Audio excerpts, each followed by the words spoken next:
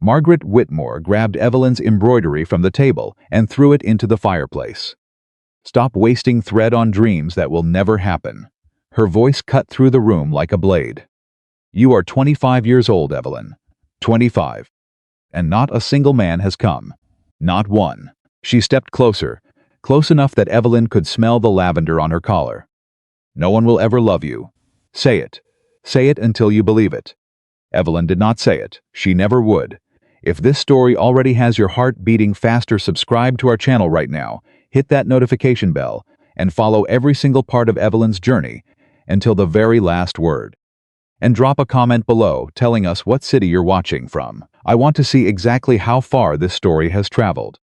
The year was 1884.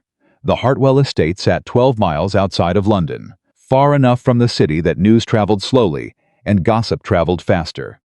It was the kind of place where the hedgerows grew too tall, where the gutters leaked in winter, and where the servants moved quietly because they had learned a long time ago that noise invited trouble. Evelyn Hartwell had lived inside those walls for 3 years since her parents died. 3 years of waking before dawn. 3 years of managing household accounts that her aunt could not read properly.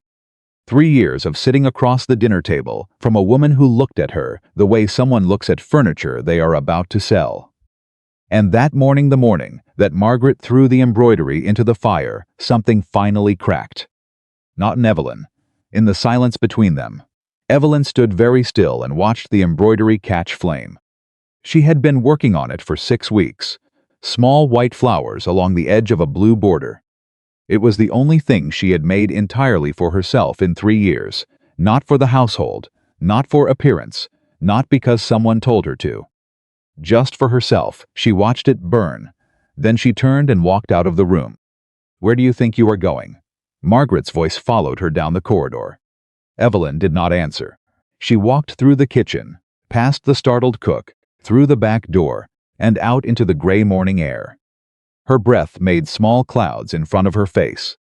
The ground was hard with frost. She had no coat because she had given hers to Ruth, the youngest housemaid, whose own coat had a tear down the back wide enough to let the wind through. Evelyn had not told anyone she did that. She simply did it. She walked to the far corner of the estate where the old stone fence had begun to collapse, 3 sections of it leaning inward like tired men.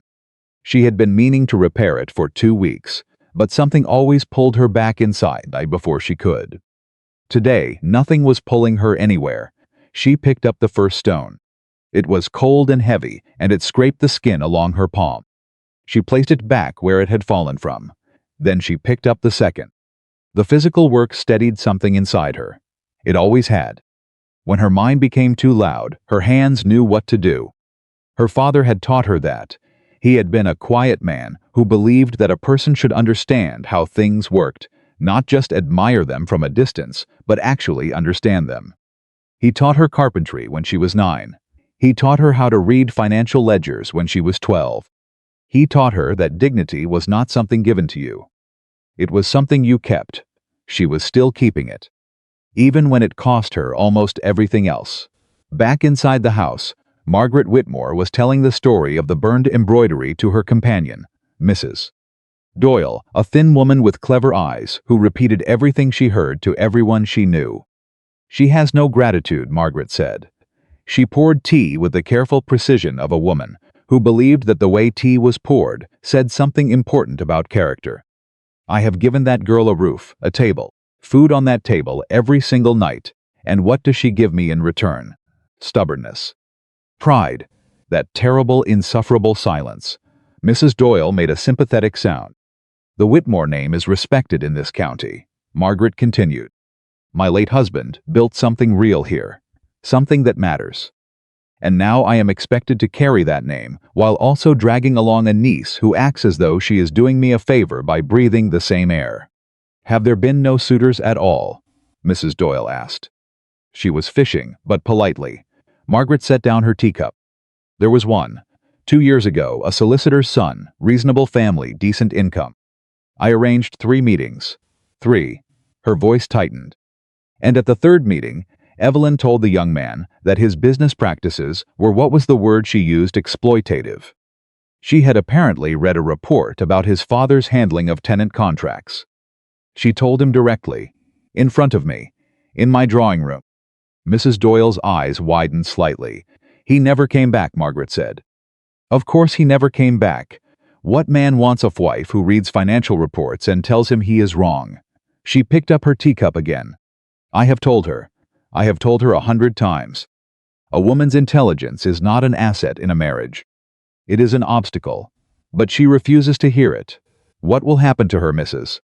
Doyle asked. If she never marries? Margaret looked out the window toward the far corner of the estate where a small figure was stacking stones in the cold. She will stay here, Margaret said flatly. There is nowhere else for her to go. What Margaret did not know, what she had never bothered to understand, was that Evelyn was not merely staying. Evelyn was surviving, and there is a vast difference between those two things. 3 years ago, when the estate had come to Margaret following the death of Evelyn's parents, the accounts had been in ruins.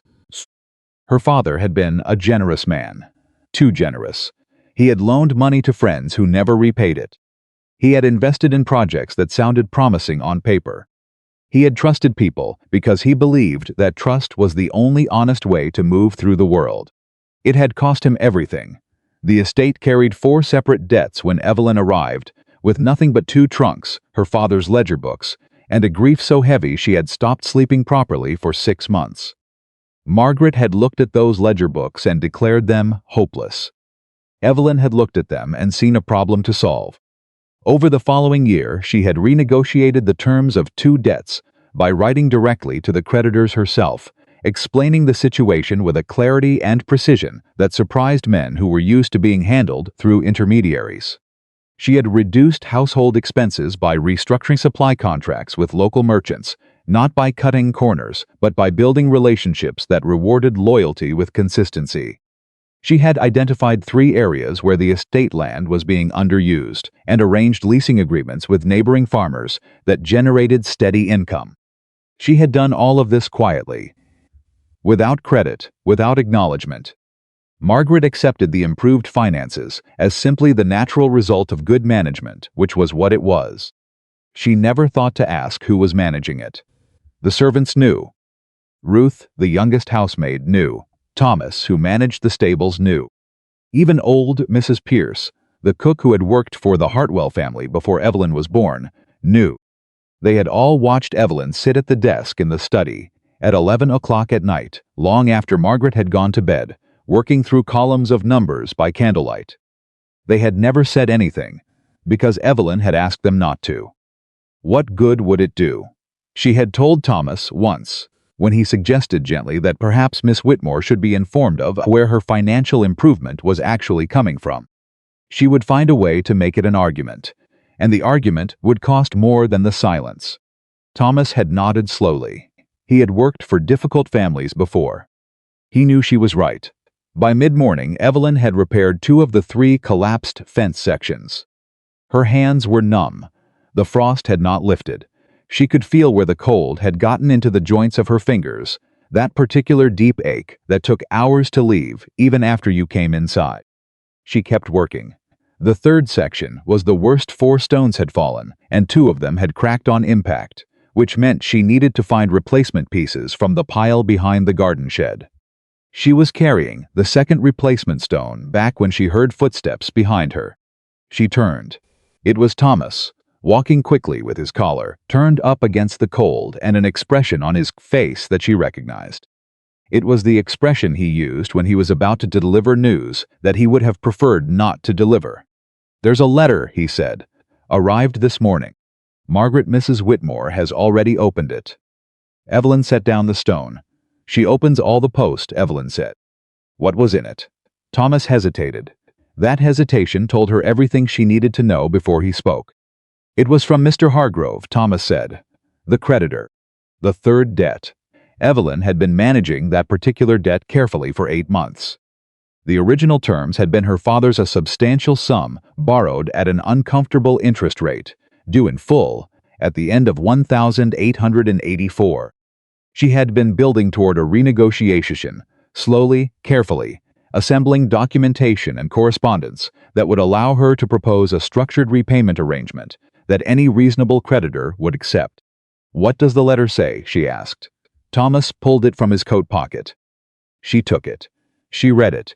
It took her less than 30 seconds to understand the problem. Mr. Hargrove had died. His estate, including all outstanding debts owed to him, had passed to his son, a man named Gerald Hargrove, who had written the letter himself. It was brief and unambiguous. Gerald Hargrove was not interested in renegotiation. He was not interested in structured arrangements. He was calling the debt in full. Not at year's end. Within 60 days. The amount was larger than everything the estate earned in a year. Evelyn folded the letter. She looked at the collapsed fence section she had not yet repaired. "Does Mrs. Whitmore know the amount?" she asked. "She read it in front of me," Thomas said. Then she sat down very suddenly. "I offered to fetch smelling salts. She told me to get out." Evelyn pressed the letter flat between her palms. 60 days. She began calculating immediately, the way her father had taught her, starting with what was real and working toward what was possible. The leasing income would not be enough. The household savings, such as they were, would cover less than a third. She needed either an extension from Gerald Hargrove, which required her to be more persuasive than any letter she had yet written, or she needed another source entirely. She could not ask Margaret. Margaret would panic. Panicking people made bad decisions. And bad decisions had a way of making creditors lose confidence, which had a way of making debt situations dramatically worse very quickly. She needed to think. "Thomas," she said, "don't mention any of this to the other servants."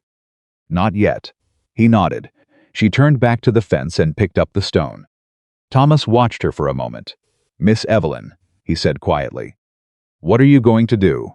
She placed the stone carefully into position. "I'm going to fix the fence," she said, "and then I'm going to write a letter." She was still at the fence 2 hours later when the storm arrived. It came the way storms do in the English countryside, not all at once, but in layers. First, the sky darkened from the west. Then the wind changed direction and temperature simultaneously, a shift that anyone who had grown up in that landscape could feel in their spine before they saw it in the clouds. Then the rain began, not gently but in earnest, the kind that soaks through wool in under 3 minutes. Evelyn kept working. She had 2 stones left to place, and she was not leaving until they were placed. Her dress was sodden. Her boots had stopped keeping water out an hour ago. Her hair had escaped its pins in 3 places and hung in flat, wet ropes against the side of her face. She placed the 7th stone. She reached for the 8th. That was when she heard it, the crack and groan of something wooden giving way on the road, followed by the hard sound of a wheeling the ground at the wrong angle. She turned. Through the rain, she could see a carriage on the road that ran along the eastern boundary of the estate. It had stopped at an angle that suggested a wheel problem. 2 figures were moving around it in the downpour, a driver, and stepping down from inside the carriage, a second man. He was tall. That was the first thing she noticed. Tall and moving with the kind of deliberate, controlled stillness that some people have in difficult situations, not panic, not urgency, but a kind of focused calm that assessed before it acted. Evelyn looked at the carriage again. The rear left wheel had slipped into the drainage ditch that ran alongside the road. It would not come out without leverage from the outside. She picked up her last stone, placed it into the fence, and walked toward the road. Alexander Ravenshire, the Duke of Ashbourne, was 32 years old and had spent the last 15 of those years being the most powerful man in any room he entered. He was not accustomed to problems he could not solve. He was, however, currently looking at a carriage wheel that was refusing to cooperate. "We need something to use as a brace," his driver, Cummings, said. Cummings was a practical man who did not panic, which was why Alexander kept him. "If we can get something under the wheel, angle it right, we might be able to pull her forward. And if we can't, then we wait for the storm to break and hope someone comes." Alexander looked up the road in both directions. It was empty. He looked at the rain. It showed no signs of interest in stopping. "I don't wait well," he said. "I know, Your Grace." Alexander crouched beside the wheel and examined the problem. The ditch wasn't deep, but the angle was wrong, and the wet ground was giving the wheel nothing to grip. He needed a solid object at precisely the right position. He reached for a branch lying near the road, tested its weight, decided it would snap under the pressure. "That won't work," said a voice. He turned. A young woman was standing behind him in the rain. Her dress was the color of old moss and completely soaked through.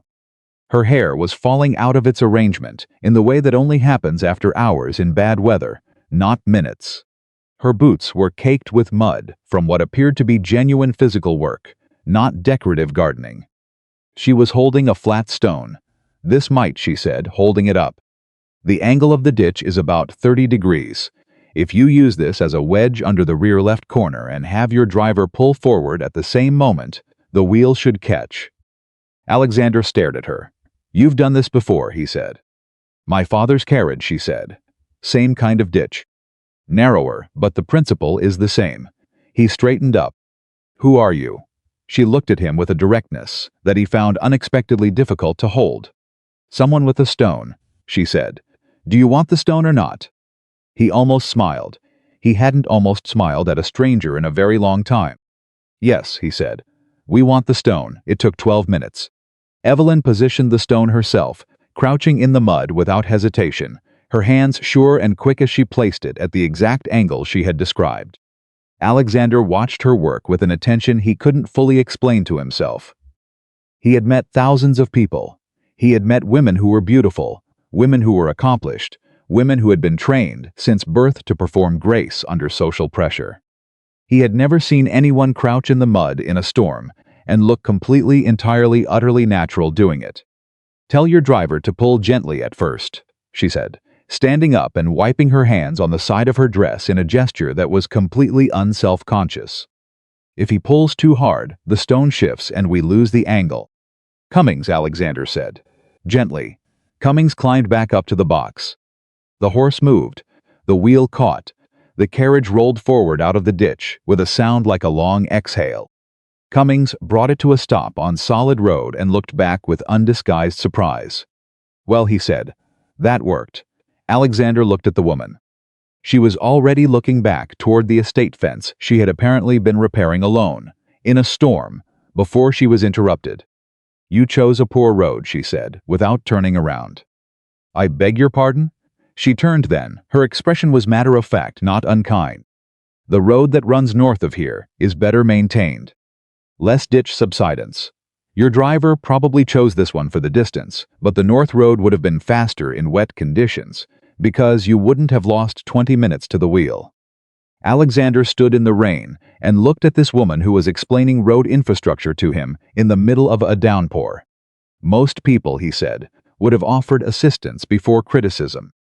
"Most people," she replied, "probably have a warmer house to return to. I've been outside for 3 hours already. The cold tends to make me efficient." He laughed. He actually laughed, and the surprise of his own laughter stopped him for a moment. "May I know your name?" he asked. She looked at him for a moment. Then she said why. The question landed in a way he wasn't prepared for. Not rudely, not coyly, simply honestly, as though the question of why he wanted to know her name was a reasonable question that deserved a reasonable answer. He didn't have one. Not one that made sense outside of the usual social formulas. "I wish to thank you properly. I wish to call on you.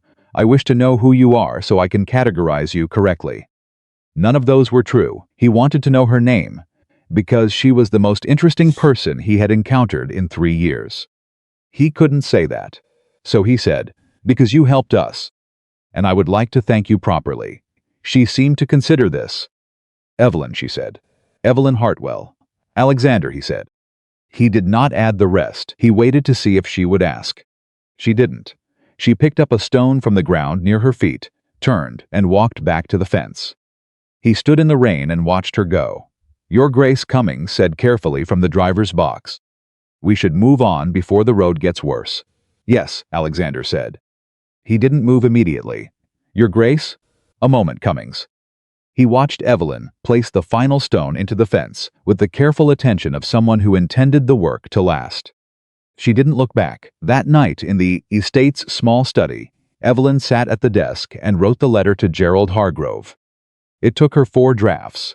The first draft was too conciliatory. She could feel it reading back to her as weakness, and weakness invited predators. The second draft was too adversarial. It would put Hargrove's back up and close every door. The third draft was too complicated, making an argument that was technically sound but practically exhausting to follow. The fourth draft was clear, direct, and honest. It laid out the reality of the estate's financial position without melodrama, proposed a specific repayment structure with realistic timelines, and closed with a single sentence that had cost her an hour to write. "I am not asking for charity, Mr. Hargrove. I am asking for the kind of good faith that your father showed to mine, and which I intend to honor in full." She sealed it. She sat back. The candle had burned down considerably. Outside, the storm had finally broken and left behind the particular silence that follows hard rain, a clean, emptied quiet, as though the world had been rinsed and set out to dry. Evelyn thought about the man on the road. Alexander. Just Alexander. She had noticed that he had not offered a surname. Most men introduced themselves with their full name and their profession and their connection to someone important, arranging themselves in front of you like a resume. This man had simply said Alexander, as though that were sufficient. She found that interesting. She also found interesting the way he had watched her work. Not with condescension, not with amusement at the spectacle of a woman doing something practical. With attention.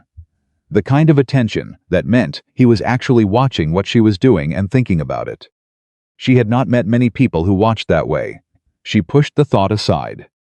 She had a letter to send, and a debt with 60 days left on it, and a fence that was repaired but whose repairs would need checking after the storm's stress.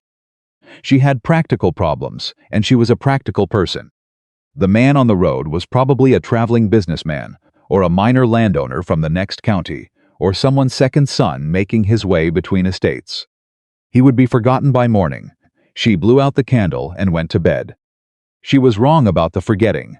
In the morning, she was in the kitchen, reviewing the supply accounts with Mrs. Pierce when Thomas appeared in the doorway with the look he used for genuinely unexpected news. "There's a caller," he said. Evelyn looked up from the ledger. At this hour, 8 in the morning, Thomas confirmed. He arrived in a carriage, a rather significant carriage. Mrs. Pierce, who had a fine-tuned sense for when things were about to become interesting, found something urgent to tend to in the larder. "What does he want?" Evelyn asked. "He hasn't said what he wants precisely." He asked for the mistress of the house. Thomas paused. "Mrs. Whitmore is still at her morning toilette. She has not been informed." "Who is he?" Thomas cleared his throat. "That is the thing, Miss Evelyn." He gave his name at the door, his full name. He paused again, and she could see he was arranging the words carefully. Alexander Ravenshire, the Duke of Ashbourne. The ledger sat open on the table. Evelyn looked at it for a moment. The man on the road. Just Alexander. She understood the surname now. She also understood why he had withheld it. "Tell him to wait," she said. Thomas blinked. "Tell the Duke of Ashbourne to wait," Evelyn said. "I'll be there in 10 minutes." Thomas retreated with the expression of a man who was beginning to understand that his morning was going to be unusual. Evelyn looked down at the ledger one more time. Then she closed it. She took off her kitchen apron, smoothed her dress, the better of her 2 remaining good ones, the green wool with the repaired hem that was only visible if you knew to look for it, and walked to the front of the house. She did not rush. She was not going to rush, not for anyone. He was standing in the entrance hall when she came in. In the daylight, without rain obscuring everything, she could see him properly for the first time. He was exactly as tall as she had estimated. His coat was the kind that cost more than most people earned in a year, cut with a precision that made it look effortless. His face was angular and somewhat severe in repose, the face of a man who had spent a long time making decisions and living with their consequences. But his eyes were the same. That quality she had noticed in the rain, the directness, the actual looking was exactly the same in clear morning light. "You didn't tell me," she said. "No," he agreed. He didn't apologize for it. She appreciated that. An apology would have been performance.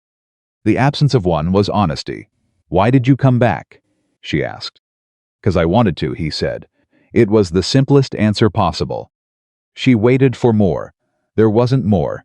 He had apparently decided that wanting to was sufficient reason. "You should know," she said, that my aunt will be down shortly. When she comes down, she will be a different kind of conversation entirely. So if there is anything you wish to say plainly, now would be the time." Something shifted in his expression, not quite a smile. The suggestion of one. "I found out who you are," he said. "Last night, after I reached my destination, I inquired about the Hartwell estate. And I was told," he said, "that you are a woman with no fortune, no connections, and no future. That you have been a burden on your aunt for 3 years.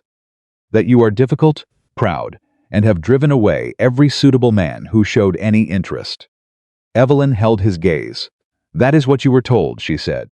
Yes. "And," he said, "none of it matches the woman I met on the road last night." Before she could decide how to respond, the sound of footsteps on the staircase announced Margaret Whitmore's arrival. She came down like weather quickly, with force rearranging the air around her. She saw the Duke. She stopped. Every calculation in her expression shifted in the space of a single second. "Your Grace," she said, and her voice had changed entirely from its morning sharpness into something smooth and careful. "What an extraordinary honor. I had no idea, Evelyn. Why did you not come and fetch me immediately?" "I told him to wait," Evelyn said. Margaret's smile remained fixed. Only her eyes reacted. "Of course," she said, recovering. How very like Evelyn to take charge of everything. She laughed, a light social laugh that meant nothing. "Please, Your Grace, come through to the drawing room." "Can I offer you?" "I came to speak with Miss Hartwell," Alexander said. The drawing room invitation stopped in midair. Margaret looked at him, then at Evelyn, then back at him, "Of course," she said again. The word had a different shape this time, thinner. "If you don't mind," Alexander said to Evelyn, in a tone that made it sound like a question, but carried the weight of a statement, "I'd like to see the estate." Evelyn looked at him. "The estate?" "The fence line you were repairing yesterday." "The grounds. I'd like to understand what you manage here." Margaret made a small sound. Evelyn ignored it. "All right," she said. She turned and walked toward the back door. He followed. And behind them both, Margaret Whitmore stood in her entrance hall and felt, for the first time in 3 years, something she had never expected to feel in connection with Evelyn. Unease. They walked the fence line first. Evelyn showed him the sections she had repaired, explained the approach she had used, pointed out where the original construction had been adequate, and where it had simply been done carelessly and would need more substantial attention before winter. He asked specific questions, not vague, conversational questions designed to seem interested. Specific questions. He asked about the soil composition along the boundary. He asked about drainage patterns. He asked how she had identified which stones from the collapsed sections were still structurally sound and which needed to be replaced. "You know about masonry," she said. "I know about estates," he said. "I have 3 of them. I have learned that the things that look minor, drainage, fencing, the small maintenance work, are never actually minor. They tell you everything about how a place is being run." She stopped walking. She looked at him directly. "Then you already know," she said. "Know what? That this place is being run by one person." A pause. He said quietly, "I suspect I do." "And you understand what that means." He looked at the fence line, then at the fields beyond it, then at the estate behind them, where through one of the upper windows a curtain moved in a way that suggested it had been moved deliberately. "It means," he said, "that everything your aunt has claimed credit for, in this county, the financial recovery, the maintained relationships with creditors, the servant retention when half the estates in the area are losing staff, it came from you." Evelyn said nothing. He turned to look at her. "How long?" he asked. 3 years, she said. "Does she know?" "She prefers not to." Evelyn started walking again. "It is easier for her to believe that the estate is well managed because she is an excellent manager. The truth would require her to feel grateful, and gratitude is not something she does naturally. That doesn't make you angry." She considered the question properly, the way he had noticed she did, with everything not rushing to an answer, but actually thinking about it. "Sometimes," she said, "less than it used to. Anger takes a great deal of energy, and I have found more useful things to do with mine." He walked beside her and said nothing for a moment. "Then the debt." She stopped. She looked at him. You know about the debt, she said. I inquired thoroughly last night, he said. Gerald Hargrove is not known for his reasonableness. He has called in 3 other debts early this year from estates in worse positions than yours. 2 of them had to sell. I know, Evelyn said. I wrote to one of them before I wrote to Gerald Hargrove. He stared at her. You contacted another debtor? Before your own creditor? To understand what approach had worked and what hadn't, she said simply, there is no point in starting from nothing when someone has already made the mistakes. The morning light had grown stronger around them, and in it she could see something in his expression that she had not expected to see on the face of one of the most powerful men in England. It looked like wonder. What did you learn? He asked. That Hargrove responds to confidence and detail, that he loses patience with supplication, that he has a very clear sense of what a good business arrangement looks like, and if you present something that looks like one, he will consider it even if his instinct is to refuse. She paused. I wrote the letter last night. I sealed it this morning before you arrived. May I read it? The question surprised her. Why? Because I have dealt with Gerald Hargrove before, Alexander said, and I might be able to tell you if your approach will work. She looked at him for a long moment, the sound of the wind moving through the grass around them, the distant sound of the kitchen door opening and closing, the curtain in the upper window moving again. Come back to the house, she said. She took him to the study, not the drawing room, not the parlor with its careful display of the family's remaining good china and the portrait of Margaret's late husband looking down from the wall. The study, the real working room with its stacked ledgers and ink-stained desk blotter and the single chair that had been repaired twice where the leg joint kept weakening. She opened her desk drawer and took out the letter. She handed it to him. He read it. He read it the way she had learned to read important documents, not quickly but carefully, going back to certain sentences, giving weight to the words rather than skimming their surface. He set it down. This will work, he said. Something released in her chest. Something she hadn't admitted she had been holding. Are you certain? No, he said immediately. Nothing is certain with Hargrove. But this has the right approach. You've made it a business conversation, not a personal appeal. You've shown you understand his position and you've offered him something concrete. He tapped the final paragraph lightly. This sentence at the end. Where did you learn to write like that? My father, she said. He said the most important sentence in any document is usually the last one, because it's the one people carry with them when they put the document down. Alexander looked at her. Your father sounds like an exceptional man. He was. She took the letter back. He was also too trusting, which is why I am here writing letters to creditors instead of living a different kind of life. So he was exceptional and imperfect, like most people. A silence settled, not uncomfortable, the kind that means something is being understood rather than filled. From somewhere above them, a floorboard creaked. Margaret, moving through the house, performing her own kind of surveillance. Miss Hartwell, Alexander said. Evelyn. He accepted the correction. Evelyn, I would like to call again, not for a social purpose. I would like, if you are willing, to speak with you further. About the estate, about Hargrove, about other things. She looked at him steadily. Why? She asked again. He was quiet for a moment. Because I have spent 3 years in rooms, full of people who want things from me, he said. And yesterday in the rain, I met someone who looked directly at my broken carriage and told me I had taken a poor road. Not to impress me, not to embarrass me, just because it was true. He paused. I had forgotten what that felt like. Evelyn thought about that. She thought about the embroidery burning in the fireplace. She thought about the letter in her hand and the 60 days and the weight of the thing she had been carrying alone for 3 years. She thought about the man standing in her study who had read her letter and said this will work without first asking what he would receive in return. You may call again, she said. She did not smile. Neither did he. But the air between them had changed, settled into something new, something that neither of them had a name for yet, something that felt for the first time in a very long time like the beginning of something real.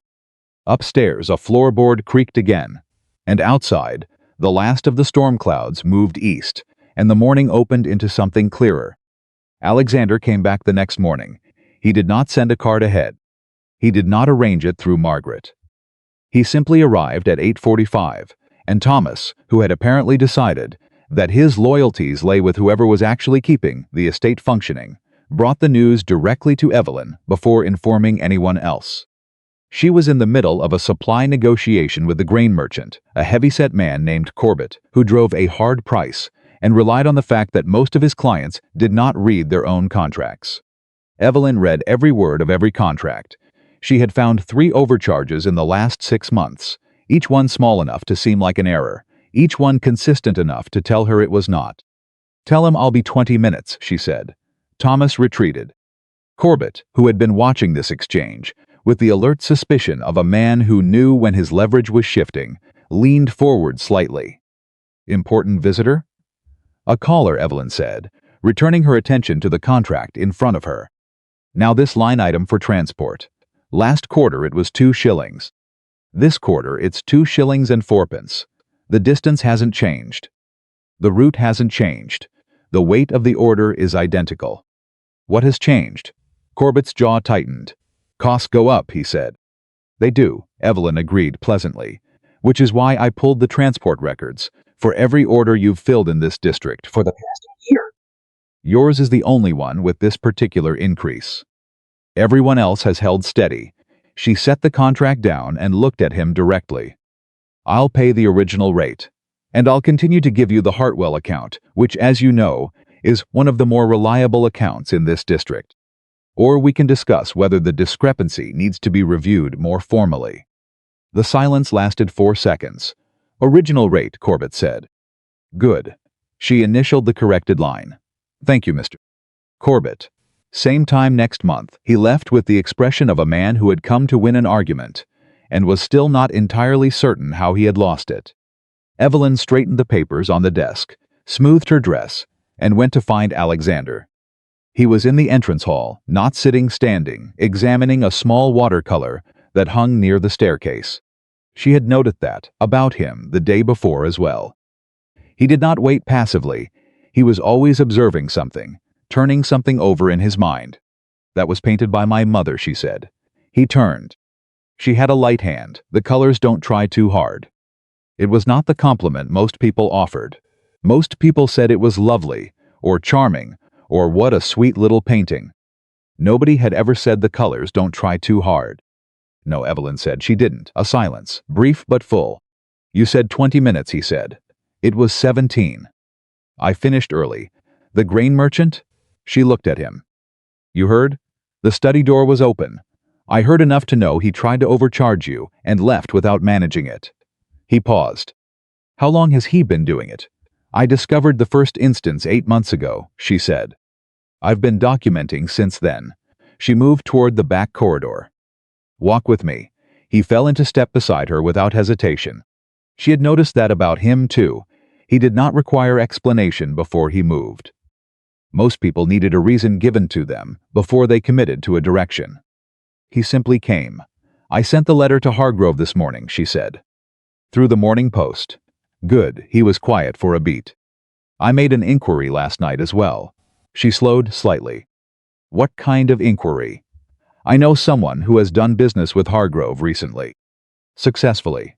I wanted to understand his current priorities, what he is concerned about beyond the debt itself. Whether there is anything in your letter's framing that might need to be adjusted based on where his attention is right now."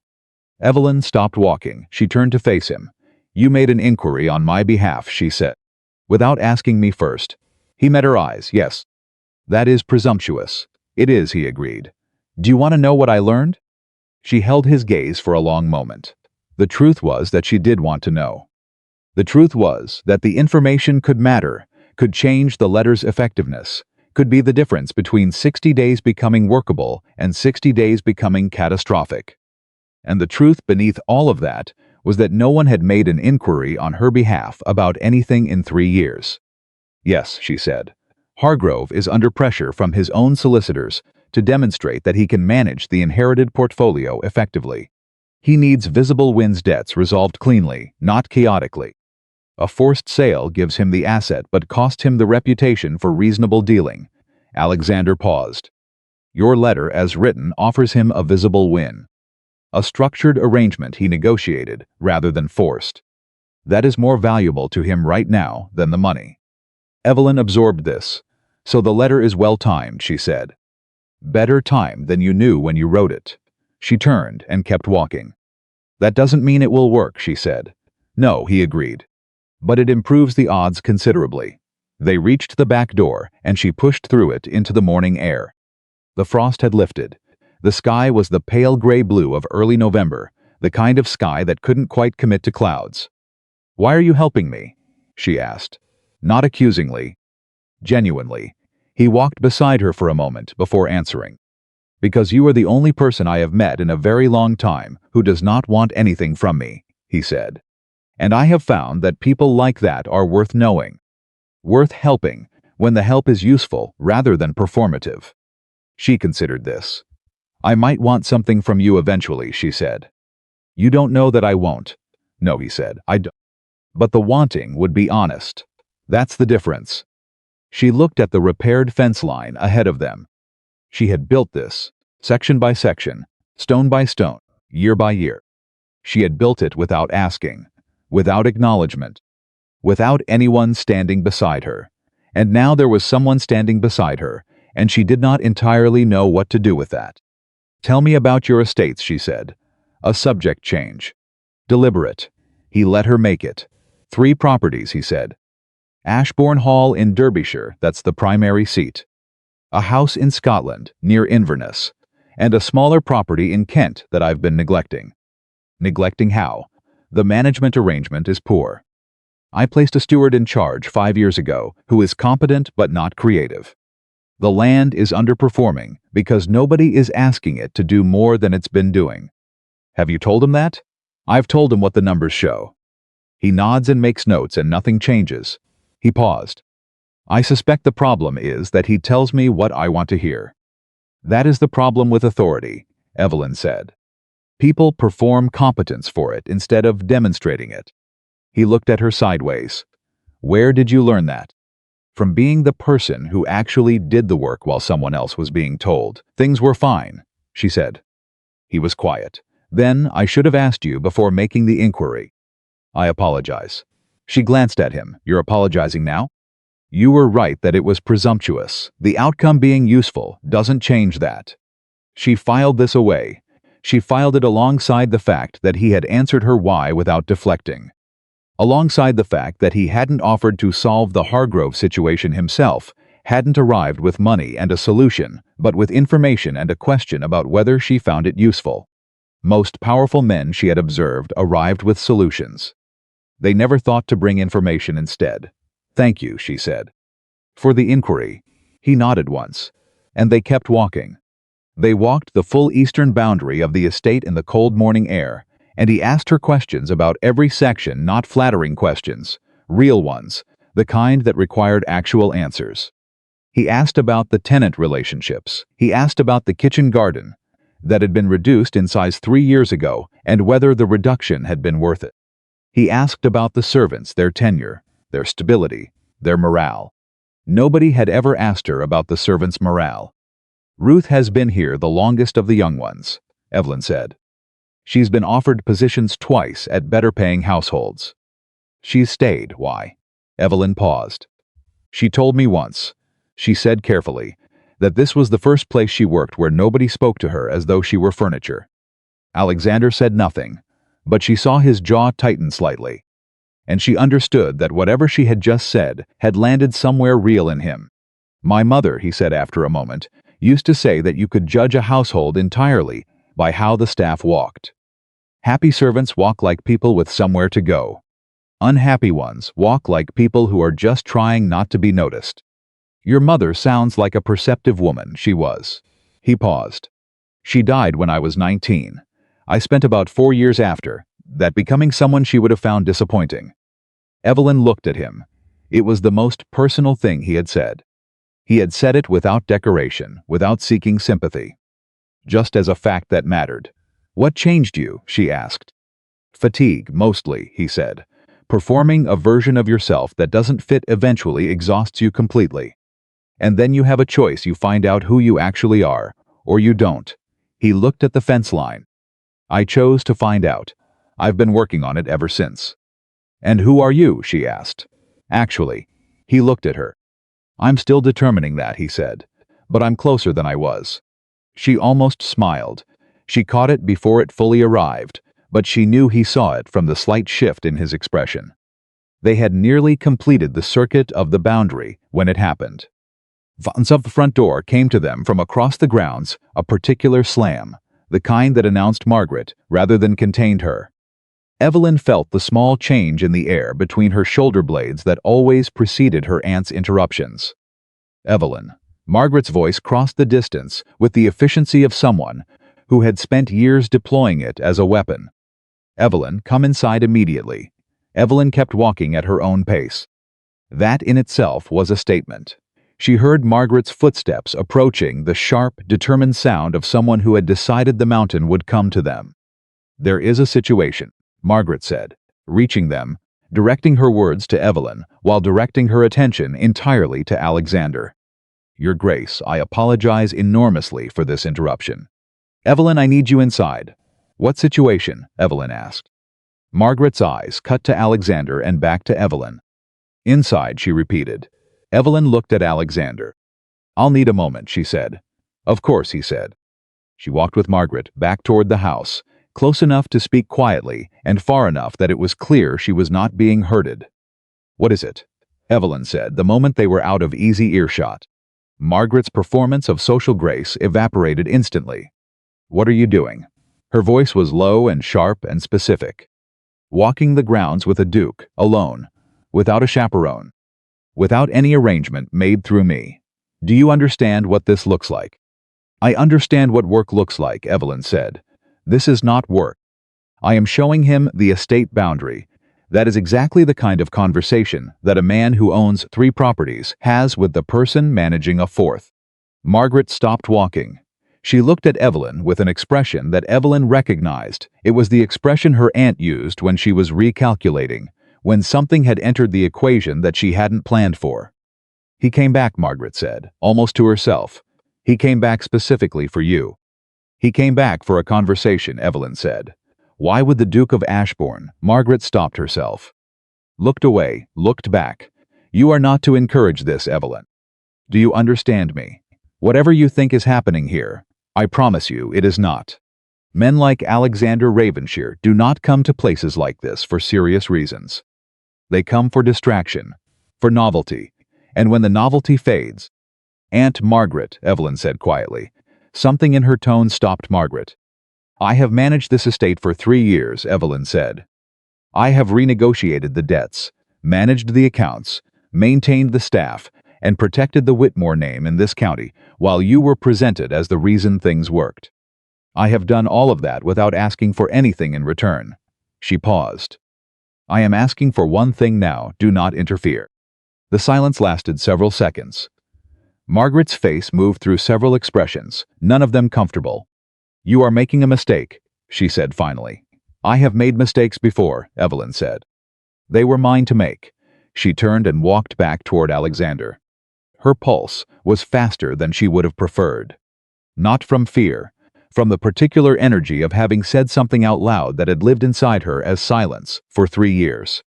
It felt like opening a window in a room that had been closed too long. She reached Alexander and found him looking out across the eastern field with his hands in his coat pockets and an expression of deliberate non-attention, the expression of someone who had not been watching what just happened. She appreciated the courtesy of the fiction. I apologize, she said. He said. Family is complicated. That is a diplomatic summary. I have 4 cousins who have tried to access my accounts through various creative approaches, he said. I understand complicated. She looked at him. 4 cousins. One of them had a lawyer write to me suggesting that a certain property should be considered jointly owned due to a document that my grandfather had supposedly signed. The document had 4 factual errors in its description of the property and was written on paper that didn't exist until 1871, though supposedly drafted in 1862. You detected the anachronism in the paper, my archivist did. I detected the 4 factual errors. He paused. The cousin in question has not spoken to me since. Do you miss him? He thought about it. No, he said. But I missed who I thought he was. That's a different grief. Evelyn turned this over in her mind. She thought about Margaret. She thought about the embroidery in the fireplace. She thought about whether she would miss her aunt if circumstances ever carried her away from here, and the honest answer was not what she would have expected. She would not miss her aunt. She would miss the version of an aunt she had hoped Margaret would become. The one who saw her, the one who stayed. That was, as Alexander had said, a different grief. Come inside, she said. I'll make tea. And then you can tell me about the Kent property, because if your steward is telling you what you want to hear, there are specific questions you should be asking that will tell you the actual truth within about 40 minutes. He looked at her. You know how to do that? I developed the technique myself, she said. I call it asking the cook. He almost smiled. I beg your pardon. Whenever I want to know the real state of something in this house, I ask Mrs. Pierce. Not the senior staff, not the accounts, the cook. She knows everything, hears everything. And unlike almost everyone else in the household, she has no reason to manage the information. He stared at her. That is genuinely useful, he said. I know, she said, and pushed open the back door. They sat in the study, not the drawing room. Evelyn had offered, and he had declined, saying he preferred rooms that were actually used, and she made tea herself, which surprised him in a way he tried not to show. Most women in her position would have summoned someone. She simply did it. She poured. She asked him about the Kent property. And she watched his face as she asked specific, targeted questions, not the questions a social visitor asks, but the questions of someone who wanted to understand the real mechanism of a thing. How long had the current crop rotation been in place? What were the 3 lowest performing parcels by acreage? And had anyone asked why they were underperforming? When had the tenants' agreements last been reviewed? And had any of them been updated to reflect current market rates? By the 3rd question, he had set down his teacup. By the 6th, he had pulled a small notebook from his inside pocket. By the 10th, he was writing. Stop me when I'm overstepping, she said. You're not overstepping, he said, not looking up from the notebook. You're describing a property I have owned for 8 years in more accurate terms than my steward has managed in 5. Because I'm asking about what's actually there, she said. Not what should be there according to the original plan. He looked up. How do you know all of this about a property you've never seen? I don't know your property, she said. I know the questions. The property answers them. He held her gaze. The study was very quiet. Somewhere in the house, a clock ticked. Evelyn, he said. The use of her name directly, without preamble, made her still. I want to ask you something, and I want you to answer it honestly, which I believe you will, regardless of what I want. Ask it. Did you know who I was last night? On the road? She considered. No, she said. I knew you were wealthy, the carriage made that clear. But I didn't know your name.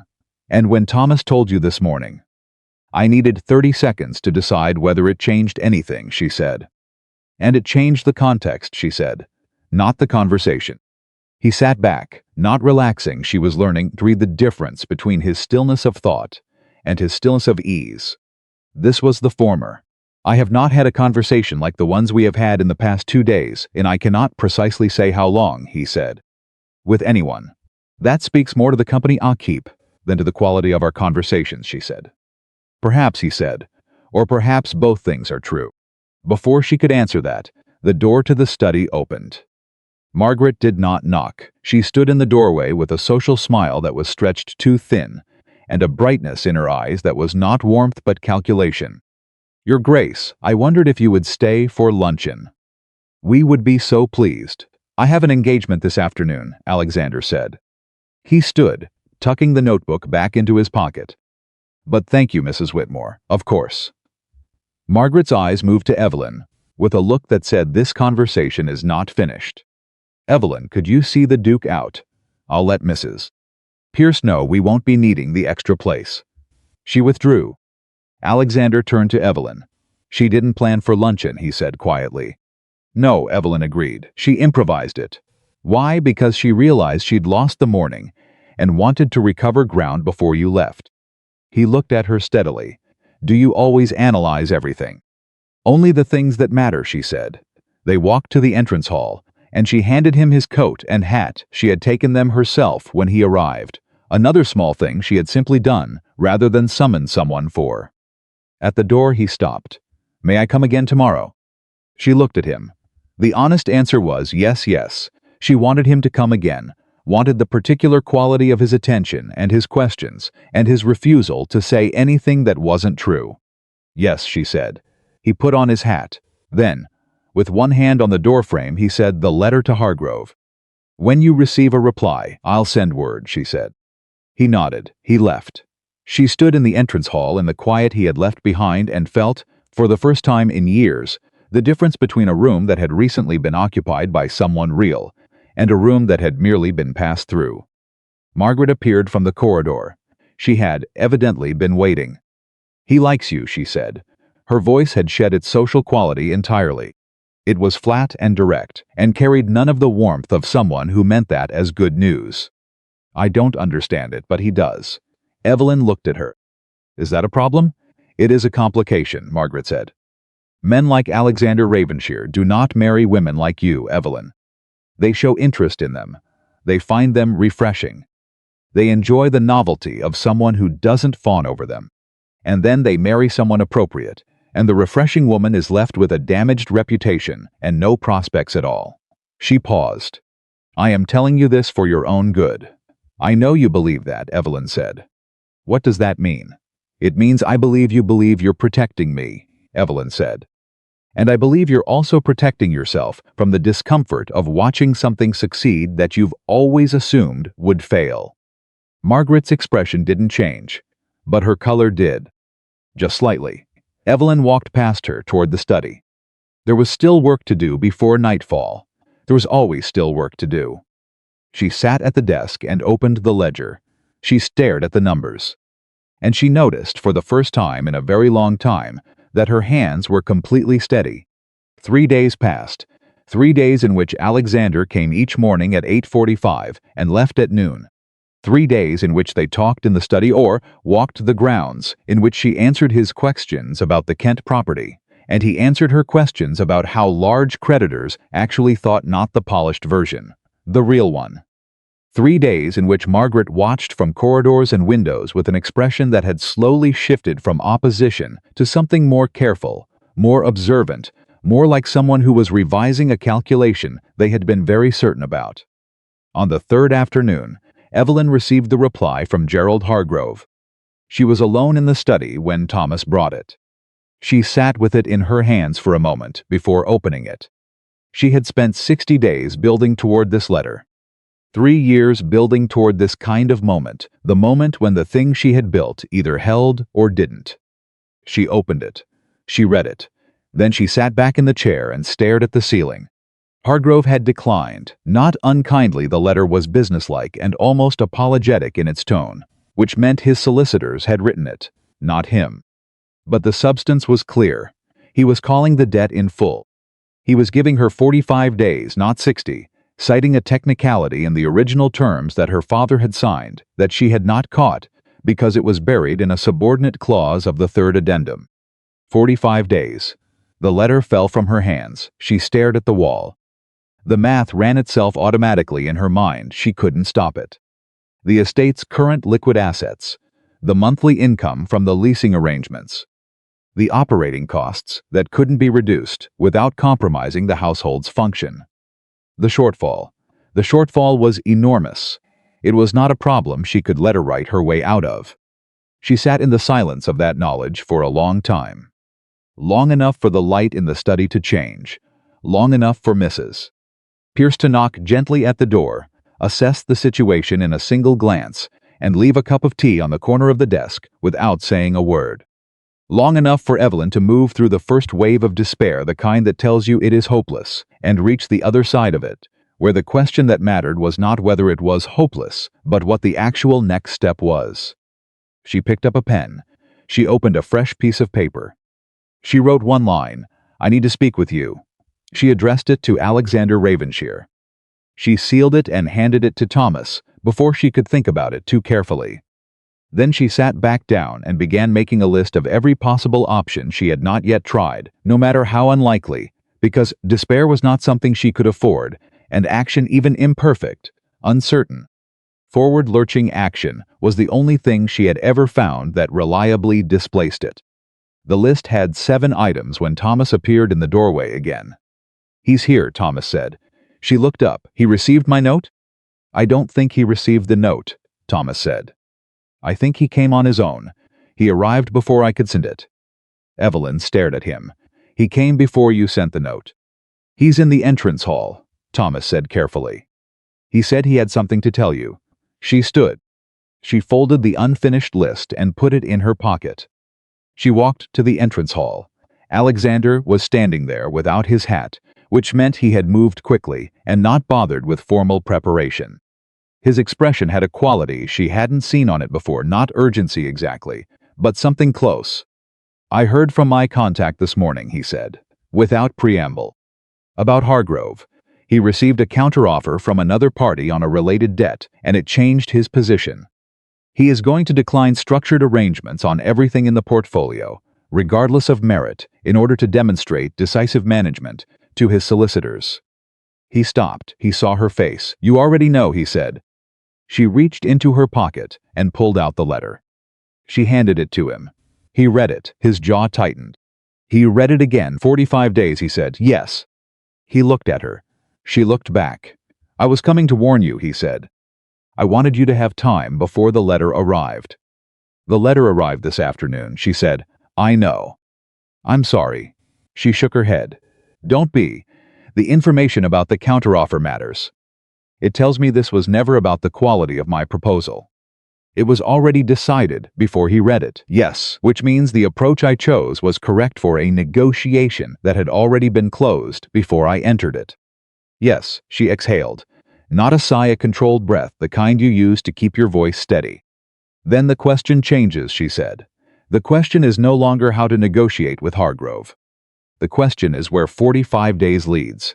He was looking at her with that attention, that quality she had first noticed in the rain and had been noticing every day since. "Yes," he said again. "And I need to think," she said, without performing calm about it. "Then don't perform calm," he said simply. She looked at him. Nobody had ever given her permission to stop performing calm before. Everyone else in her life wanted her steady because her steadiness made them more comfortable. Her steadiness was a service she provided to the household. He wasn't asking for the service. "I don't know what to do," she said. The words came out smaller than she intended. "Yes, you do," he said. "You're already doing it. You have a list in your pocket. I watched you fold it before you came out here." She stared at him. "How did you—" "Your hand is in your pocket," he said. "And you've touched it twice in the last minute." She looked down. Her hand was in fact resting against the folded paper. Something broke loose in her chest. Not tears. Something harder and more complicated than that. "I have 7 options," she said. "Most of them are poor. One of them might work with the right conditions. One of them I don't want to consider." "Which one don't you want to consider?" She looked at him. "The one where I ask for help," she said. He said nothing. The house was quiet around them. The clock in the entrance hall marked the half-hour. "Evelyn," he said. "Don't," she said. "I haven't said anything yet." "I know what you're going to say." "Do you?" She looked at him. He was watching her with an expression that was careful and direct and entirely without pity, which was the only reason she could stand to let him watch her at all. "You're going to offer something," she said, "and it will be generous. And I won't know how to take it without losing the one thing I've managed to keep through all of this." "What's that?" he asked. She met his eyes. "The certainty," she said quietly, "that what I have built here, I built myself." The silence that followed was the longest they had ever shared. He did not rush it. He did not fill it. He stood in her entrance hall and let the words settle and let her feel them, and did not try to take them from her or make them smaller or explain why they didn't need to be true. Finally, he said, "Show me the list." She took it from her pocket. She handed it to him. He read all 7 options. He handed it back. "3 of those work," he said. "One of them works well. And I can help you understand which one, without being the solution. There's a difference. She looked at the list. Yes, she said. There is, he agreed. She turned and walked back toward the study. She left the door open. Behind her, he followed. Outside, evening was beginning to press against the windows. And in the entrance hall, on the table beside the door, lay Alexander's hat, still unclaimed, still waiting, as though whatever he had come for today, he had understood from the beginning that it would take longer than he had planned. The list had 3 viable options. Alexander had said so, and Evelyn had confirmed it independently after he left that evening, running every number twice, the way her father had taught her, because a calculation you only run once is a calculation you haven't finished. The 3 options were real. The 4th, that he had called works well, was the one she kept returning to and then deliberately setting aside, the way you set aside the last piece of food when you aren't sure how long the hunger will last. She did not sleep much that night. What she did instead was think cleanly, methodically, the way she always thought when the stakes were high enough that she couldn't afford the luxury of emotion. She laid out every pathway. She traced every consequence. She found the places where each option depended on something she could not control, and she stared at those places without blinking until she understood exactly how exposed she was. By 4 in the morning, she had made her decision. By 5, she had written 2 letters. By 6, she was at the desk reviewing the estate accounts one final time, not because she didn't already have the numbers memorized, but because she needed to know that the numbers she carried in her head matched the numbers on paper. She could not afford to be wrong. Not today. Thomas arrived in the kitchen at 6:30 and found her already there, the letters sealed and ready. Post these this morning, she said. The first one goes to the Marsden Agricultural Bank in London. The second goes to a man named Robert Cavendish. His address is on the envelope. He was my father's solicitor. He retired 3 years ago, but he is honest, and he knows the Hartwell debts from the beginning. Thomas took the letters carefully. Shall I wait for replies? The bank will take 4 days. Cavendish will reply within 2. He was always prompt. She poured herself tea that had gone slightly cold and drank it anyway. And Thomas, if Mrs. Whitmore asks who the letters were addressed to. I didn't see the addresses, Thomas said. My eyesight has been poor lately. She looked at him.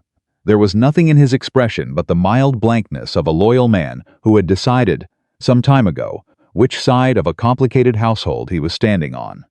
Thank you, she said. He nodded once and left. She sat with her cold tea and thought about Alexander. She thought specifically about the moment in the entrance hall when she had said, I don't know what to do, and the words had come out smaller than she intended. And he had not looked at her with pity or alarm, or the particular expression that people used when they were deciding how to manage you. He had looked at her as though she had said something real, and real things deserved real attention. She had spent 3 years being managed by Margaret, by creditors, by merchants who assumed she didn't read contracts, by solicitors who addressed their letters to Mrs. Whitmore because they could not quite reconcile a woman of 25 with the careful, precise correspondence they were receiving. She had let herself be managed because fighting every battle costs energy you need for the next one. But she was done being managed. The letters were her first move.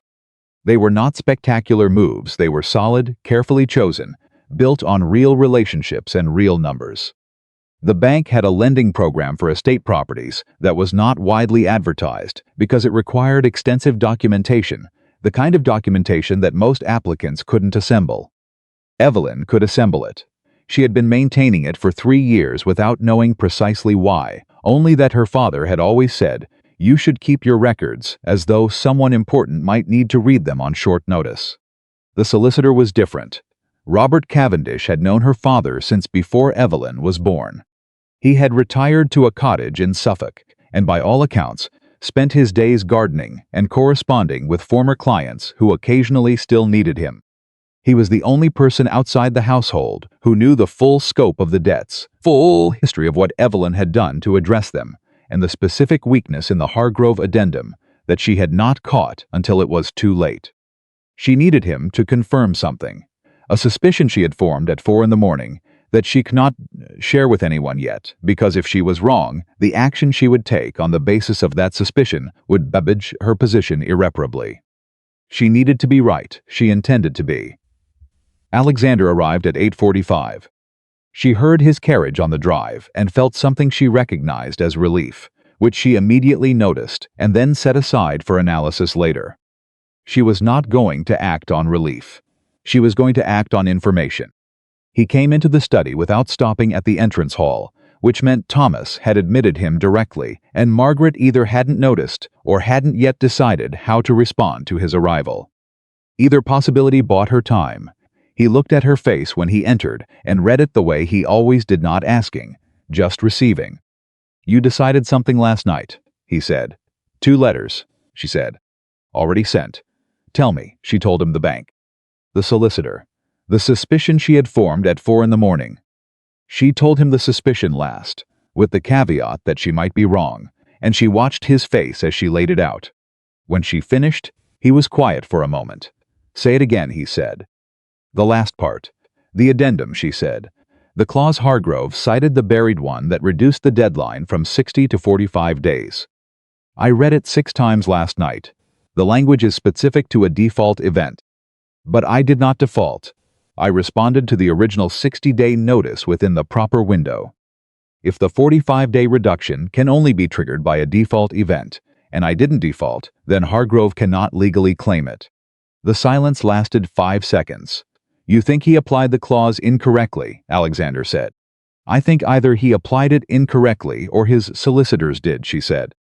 "And I need Cavendish to confirm the reading before I act on it." Alexander stood up. He walked to the window. He stood there with his back to her for a moment, and she watched the tension in his shoulders, not distress. She was learning his body language. This was something closer to the tension of a man who was holding himself back from moving too fast. He turned. "If you're right," he said, "Hargrove's timeline doesn't hold. He's back to 60 days on the original terms, and 60 days gives you enough time for the bank application." "If the bank application is approved," she said, "which is not certain." "No, but it's possible." "Yes," he looked at her. "You found this at 4 in the morning." "I couldn't sleep." "How long were you up?" "I didn't go to bed." He said nothing for a moment. "Then have you eaten this morning?" The question surprised her enough that she answered honestly. "No." He walked out of the study. She heard him in the corridor, saying something to Mrs. Pierce, and then the sound of the kitchen responding to the kind of quiet authority that had never quite manifested in the same way from Margaret's direction. He came back 3 minutes later, sat down across from her, and said nothing about food or the kitchen or any of it. "Tell me about your father," he said. She blinked. "What? Tell me about him. While we wait for Mrs. Pierce." "We're not waiting for anything. There's work." "Evelyn." He said her name the way he always did, directly, without performance. "You have been awake all night working on a problem. The next step requires Cavendish's reply, which won't arrive for 2 days. There is nothing actionable before then that you haven't already done." He paused. "Tell me about your father." She looked at him. She had not talked about her father, truly talked about him, in 3 years. Margaret did not ask. The servants remembered him with the careful affection of people who had lost something they valued, but they didn't talk about him either, because grief in households tends to settle into silence when the people at the top set that tone. "His name was William," she said after a moment. "William Hartwell. He was the kind of man who could fix anything with his hands, but was completely hopeless with money. Not because he was stupid, because he was generous." She stopped. He genuinely believed that if he was good to people, people would be good to him. He wasn't naive, he understood the world intellectually. He just kept acting as though it were the world he wished it was. "That sounds costly," she said. "It was very costly. And also," she stopped again. "Also what?" "Also the reason I am not a worse person than I might have been," she said quietly. "Because he showed me, every single day, that you could move through the world without hardening entirely. Even when it cost you." She looked at the desk. "He died before I could tell him that I understood that. Before I could tell him that I watched it, and I learned it, and I'm still trying to live by it, even when it's terribly inconvenient." The study was quiet. Mrs. Pierce appeared in the doorway with bread and butter and a pot of fresh tea, and set them on the corner of the desk with the professional invisibility of someone who understood the value of not being noticed. She withdrew. Evelyn looked at the bread. "He made an inquiry on your behalf," she said. She felt Alexander go still across from her. She looked up. "My father," she clarified. "Not you. He made an inquiry on behalf of someone else, a farmer who had borrowed money from a neighbor and couldn't repay it. He spent 3 weeks writing letters, calling in a favor, negotiating a solution that cost him nothing financially but a great deal of time and effort." She picked up a piece of bread. "The farmer repaid the debt eventually and sent my father a cured ham at Christmas every year until he died. And my father always acted as though the ham were the most remarkable and unexpected gift, every single year." Alexander was looking at her with an expression she couldn't quite name. "Is that why you let me make the inquiry?" he asked. She thought about it. "I think it's why I didn't send you away immediately," she said. "After I decided it was presumptuous." He almost smiled. "Almost," she said, catching it. "I wasn't going to deny it." She ate the bread. He poured the tea. They sat in the study while the morning moved around them. And for a stretch of time that Evelyn later thought of as suspended outside the current of everything urgent, they talked about things that were not the estate or the debt or the 45 days or the list. They talked about his mother, who had apparently read a book a week for her entire adult life and left behind a library at Ashbourne Hall that nobody but Alexander ever used. They talked about a summer Evelyn had spent at 14, helping her father restore a dry stone wall on the northern boundary of an estate they had visited, and how she had become briefly obsessed with the geometry of interlocking stones. They talked about what it felt like to be the person in the room that everyone else was performing for, and how exhausting that performance became for both parties once you saw it clearly. Then Margaret opened the study door. She did not knock. She stood in the doorway and looked at the two of them with bread and tea on the desk between them, and something moved across her face fast, there and gone before she reassembled herself into the expression she used for company. "Your Grace," she said, "I didn't realize you'd arrived." "I've been here since 9, Alexander said. His tone was pleasant and contained nothing that could be called impolite, which somehow made it worse for Margaret than open confrontation would have been. "Of course." Her eyes moved to Evelyn. "I need to speak with Evelyn." "When you have a moment, dear." "I'm available now," Evelyn said. "When you're finished," Margaret said. "I'm finished," Evelyn said. Margaret looked at Alexander. He looked back at her with the mildly interested expression of a man who had absolutely no intention of removing himself from a room. Margaret looked back at Evelyn. "We've had a letter," she said. Her voice had shifted beneath the social surface. Something was there that Evelyn recognized as genuine anxiety.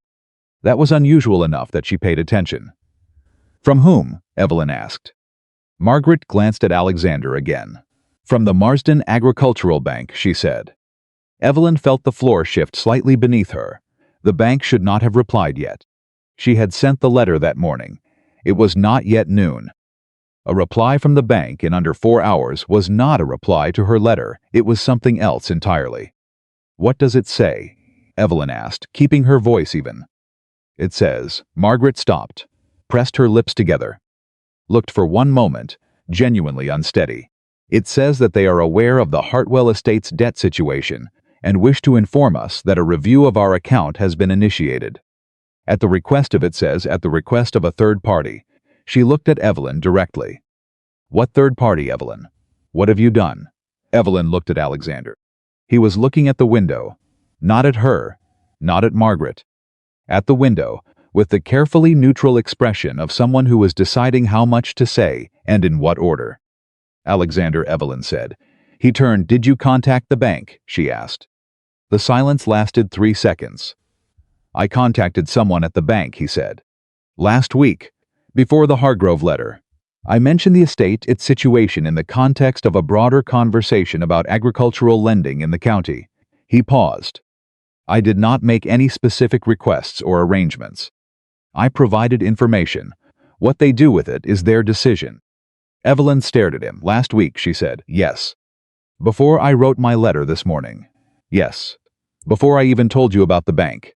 "I made an inquiry," he said, and there it was, the same phrase he had used the first time, about Hargrove, the same admission with the same lack of defensive elaboration. He was not going to apologize for the impulse. He was going to own the action and wait. "That is the second time," Evelyn said, "that you have made an inquiry on my behalf without telling me." "Yes," he said, "and the second time it has produced a result that matters." "Yes. That does not make it less presumptuous." "No," he agreed. "It doesn't." Margaret, who had been watching this exchange with the arrested attention of someone witnessing something she couldn't categorize, said, "Would someone like to explain to me what is happening in my household?" "In a moment," Aunt Margaret, Evelyn said. She looked at Alexander. She thought about her father, who made inquiries on behalf of people and acted with genuine good faith and was terrible with money and generous with everything else. She thought about the fact that Alexander had contacted the bank before he knew she was going to write to them, which meant he had done it not to smooth her path, but simply because he saw a problem and moved toward it. She thought about the fact that this had now happened twice, and that twice was not coincidence, it was pattern. "You need to tell me when you do these things," she said. "You're right, I am not asking you to stop, I am asking you to tell me. So I can account for it." Something shifted in his expression. Not relief, something more careful than that. Something that looked like genuine recalibration. "Yes," he said, "I will." Margaret made a sound, both of them looked at her. She was standing in the doorway with the letter from the bank in her hand and an expression that had moved all the way through calculation and emerged on the other side as something raw. 3 years, she said. Her voice was different. The social surface was gone, all of it, and what was underneath was tired, and something that Evelyn, in all the anger and frustration of those 3 years, had never quite expected to see in her aunt. It looked like grief. 3 years I have been telling this county, telling my friends, telling anyone who would listen that this estate is surviving because I am managing it well. Because my husband built something worth preserving, and I am preserving it. She stopped. And now a duke is sitting in my study, making arrangements at London banks, and my niece is writing letters to solicitors at 4 in the morning, and I am the last person to know about any of it. The room was completely still. Evelyn looked at her aunt. For the first time in 3 years, she looked at her, without the protective distance she had built, without the armor of competence and silence. She looked at her the way she might have looked at her in a different life, in the life where Margaret had been the person Evelyn had needed her to be. What she saw was a woman who was frightened, who had been frightened for a very long time, who had built her cruelty out of fear, the way people build walls not to imprison others, but because they cannot bear to feel the cold. "Aunt Margaret," Evelyn said quietly. "Sit down." Margaret looked at her. "Sit down," Evelyn said again. "I will explain everything." It was the first time she had ever used that tone with her aunt, not hard, not cold, not defended. Simply direct, simply clear. The tone you used with someone you had decided, for complicated reasons that you didn't fully understand yourself, to stop abandoning. Margaret sat down. She sat in the chair near the window, the one with the repaired leg joint, and she held the bank letter in her lap, and she looked at Evelyn with an expression that was, possibly for the first time, completely unguarded. Evelyn took a breath, and she told her everything. Not as a confession, not as an accusation, simply as a series of events that had happened, and a series of decisions that had been made, and a series of problems that still needed solving. She told her about the Hargrove debt, and the missed addendum, and the 45 days. She told her about the letters she'd sent that morning to the bank and to Cavendish. She told her about the suspicion she'd formed at 4 in the morning about the clause being incorrectly applied. She told her, for the first time, the actual numbers. All of them. Not the softened version she had carried alone. The real ones. Margaret sat through all of it without speaking. Her hands in her lap were very still.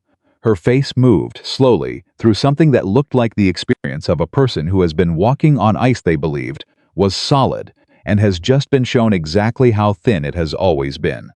When Evelyn finished, the silence lasted a long time. Then Margaret said, "How long have you known all of this?" "Since I arrived," Evelyn said. 3 years, yes. Margaret looked at the letter in her lap. "You saved this estate," she said. Not as a compliment, as a fact she was accepting for the first time, The way you accept a diagnosis not gladly, but with the recognition that it is true regardless of whether you are glad. I managed it, Evelyn said. There is a difference. Margaret looked at her. Is there? You would have managed it too, Evelyn said. If you'd been shown how. If someone had sat down with you and explained the accounts instead of... She stopped. Instead of deciding it was easier to do it myself, she finished. The truth of that landed in the room and stayed there. It was Evelyn's failure too. Or not a failure, a choice. A choice she had made, because giving Margaret the accounts would have meant exposing herself to oversight, to correction, to the possibility that Margaret would take the information and use it to diminish her. It had felt safer to remain the hidden engine. It had also kept Margaret in the dark for 3 years. That was not entirely Margaret's fault. Alexander had been quiet through all of it. Present but silent, the way he was when something real was happening, and he understood that his role was to witness rather than direct. Now he said carefully, Mrs. Whitmore, the situation is recoverable. The steps are in motion. Evelyn has done the right things in the right order. Margaret looked at him. Why are you helping us? She asked. It was the same question Evelyn had asked on the second morning. He gave Margaret a slightly different answer. Because I respect what has been built here, he said. And because the person who built it deserves to keep it. Margaret looked at Evelyn. Something crossed her face, complicated and layered, the expression of a woman who was doing arithmetic on herself and not entirely pleased with the result. I said things, Margaret said slowly. Over the years. Unkind things. I told you. I know what you told me, Evelyn said. I was wrong. 3 words. Plain and direct. Without the social machinery her aunt normally deployed to soften a redirect. Evelyn looked at her for a moment. Yes, she said. You were. She did not say it's all right. Because it wasn't all right. But the wrong had been named by the person who committed it, and that was more than Evelyn had expected, and it was enough to work with. Margaret stood up. She smoothed her dress. She put the bank letter on the desk. Tell me what you need me to do, she said. Evelyn stared at her. In 3 years, Margaret had never asked what she needed. Nothing yet, Evelyn said, recovering. When Cavendish replies, I may need you to sign documents. Depending on what the bank requires, your signature on estate correspondence will be necessary. I'll sign whatever needs signing, Margaret said. She walked out of the study. The door closed behind her. Evelyn and Alexander sat in the silence she left behind. She apologized, Evelyn said. She did. I did not expect that. People surprise you, he said. When the ground shifts under them, some of them fall and some of them adjust. She looked at the door. She thought about the embroidery in the fireplace. She thought about 3 years of silence and carrying and pretending the weight wasn't heavy. She thought about the fact that she did not feel relief. Not yet. What she felt was something more careful, the particular cautiousness of someone who has learned that a door opening is not the same as a room being safe, and that people in moments of honesty are still the same people they were in moments of cruelty, and that change, real change, was a thing that had to be proved over time.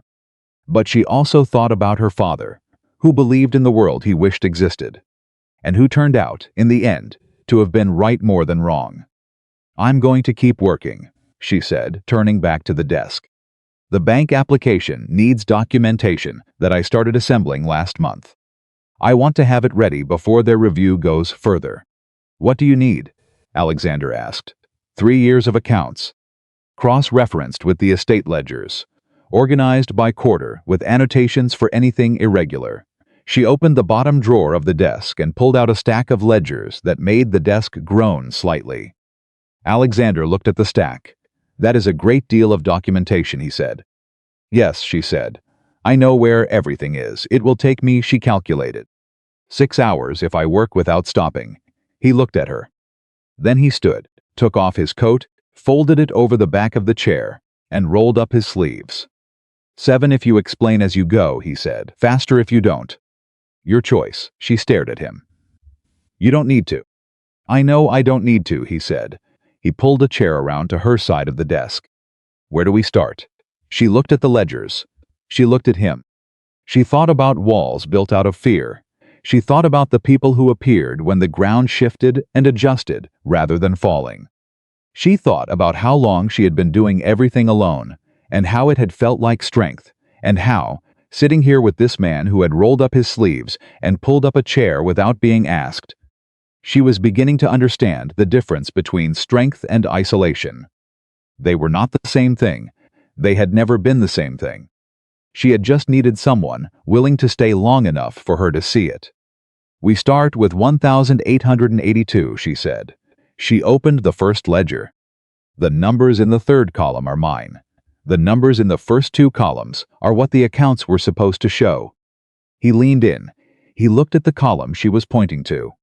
He read her numbers, and then he said very quietly, "You've been running 2 sets of books." "Not fraudulently," she said quickly. "No," he said. "I can see that. This column is real. The other 2 are what your father's arrangement was supposed to generate." He looked at 3 years of numbers that told the story of a woman who had been quietly, persistently, invisibly keeping a household alive through sheer force of will and intelligence. "Evelyn, don't," she said. "I haven't said anything yet."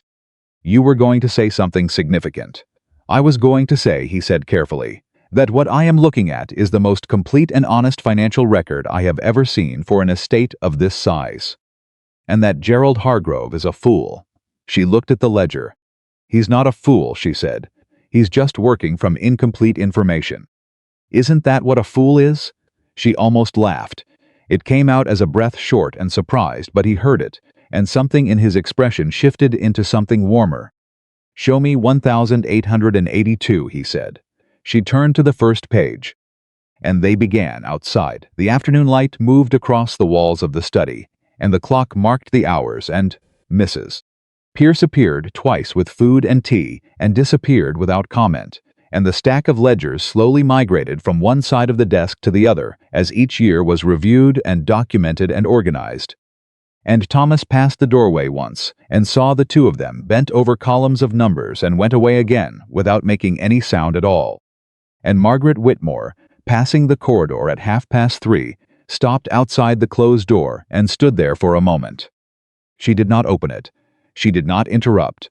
She simply stood there, listening to the sound of her niece's voice reading numbers aloud, steady and precise, and the sound of a man's voice asking the right questions, and the particular silence between a person being seen clearly for the first time and the person who is doing the seeing. Then she walked away. And somewhere in that walking, something in her, some cold and frightened thing that had been building walls since her husband died and left her alone with a debt and a household and a niece she didn't know how to manage, shifted. Slightly, painfully, like ice beginning very slowly to consider the possibility of spring. The Cavendish letter arrived 2 days later.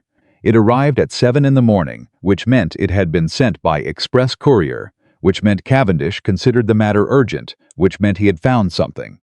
Evelyn opened it, standing in the entrance hall, still in her morning dress, because Thomas had brought it directly from the door to her hand, and she had not wanted to wait the 10 additional seconds it would have taken to walk to the study.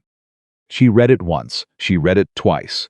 Then she sat down on the bottom step of the staircase, something she had never done in 3 years in this house, and read it a 3rd time. "Miss Evelyn," Thomas said. She looked up. "Send for Mr. Ravenshire," she said. Her voice was completely steady, but her hands, for the first time in as long as she could remember, were shaking. Not from fear, from the particular tremor of someone who has been holding the weight of something alone for so long, that the moment the weight shifts even slightly, even towards something better, the body registers the change before the mind has fully processed it. Cavendish had confirmed her reading. The clause had been incorrectly applied. Hargrove had no legal basis for the 45-day reduction.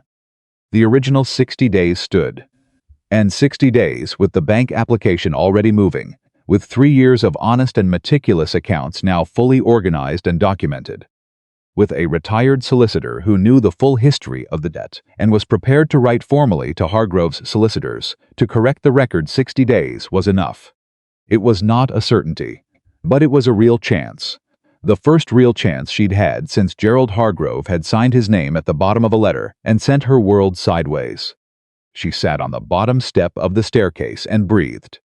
Thomas, who had worked for complicated households for 30 years and knew the difference between the stillness of defeat and the stillness of someone who has just received news that changes the shape of the Next 6 weeks quietly went to send for the Duke. Upstairs a door opened. Margaret appeared at the top of the stairs. She looked down at Evelyn. "What is it?" she said. Evelyn looked up at her aunt. "Good news," she said. "I think." Margaret came down the stairs. She sat beside Evelyn on the bottom step, something that would have been unthinkable 6 days ago, before the study conversation, before the real numbers, before she had said I was wrong and meant it. She held out her hand. Evelyn gave her the letter. Margaret read it. Her jaw tightened at the part about the clause. Her breath changed at the part about 60 days. She handed the letter back. "What do we do now?" she asked. And Evelyn, who had been answering that question alone for 3 years, looked at the woman beside her and felt something complicated and genuine and not fully nameable move through her chest. "We wait for Alexander," she said. And then we fight," Evelyn said. She folded the letter. She held it steady in hands that had stopped shaking. And she waited. Alexander arrived in 40 minutes. Not the usual 8:45, this was different. This was someone who had received a message that carried urgency in its brevity and had responded to it accordingly. He came through the front door with his coat still half-buttoned and his hat in his hand rather than on his head, and Thomas, who had opened the door before he knocked, stepped aside with the practiced efficiency of a man who had decided some time ago that the Duke of Ashbourne entering this house was not an event requiring ceremony. Evelyn met him in the corridor. She held out the Cavendish letter without preamble. He took it. He read it standing in the corridor, and she watched his face, and she saw the exact moment the implication landed, not a dramatic change, just a tightening around the eyes and then a controlled exhale. The kind that meant something significant was being processed and contained. He looked up. He confirmed the reading, Alexander said. Word for word. The clause requires a default event. There was no default. Hargrove applied it incorrectly. His solicitors did, Evelyn said, which may or may not have been deliberate. Cavendish is writing to them formally this morning to correct the record. Alexander looked at the letter again, then at her. 60 days, he said. 60 days, she confirmed. He handed the letter back. Is the bank application ready?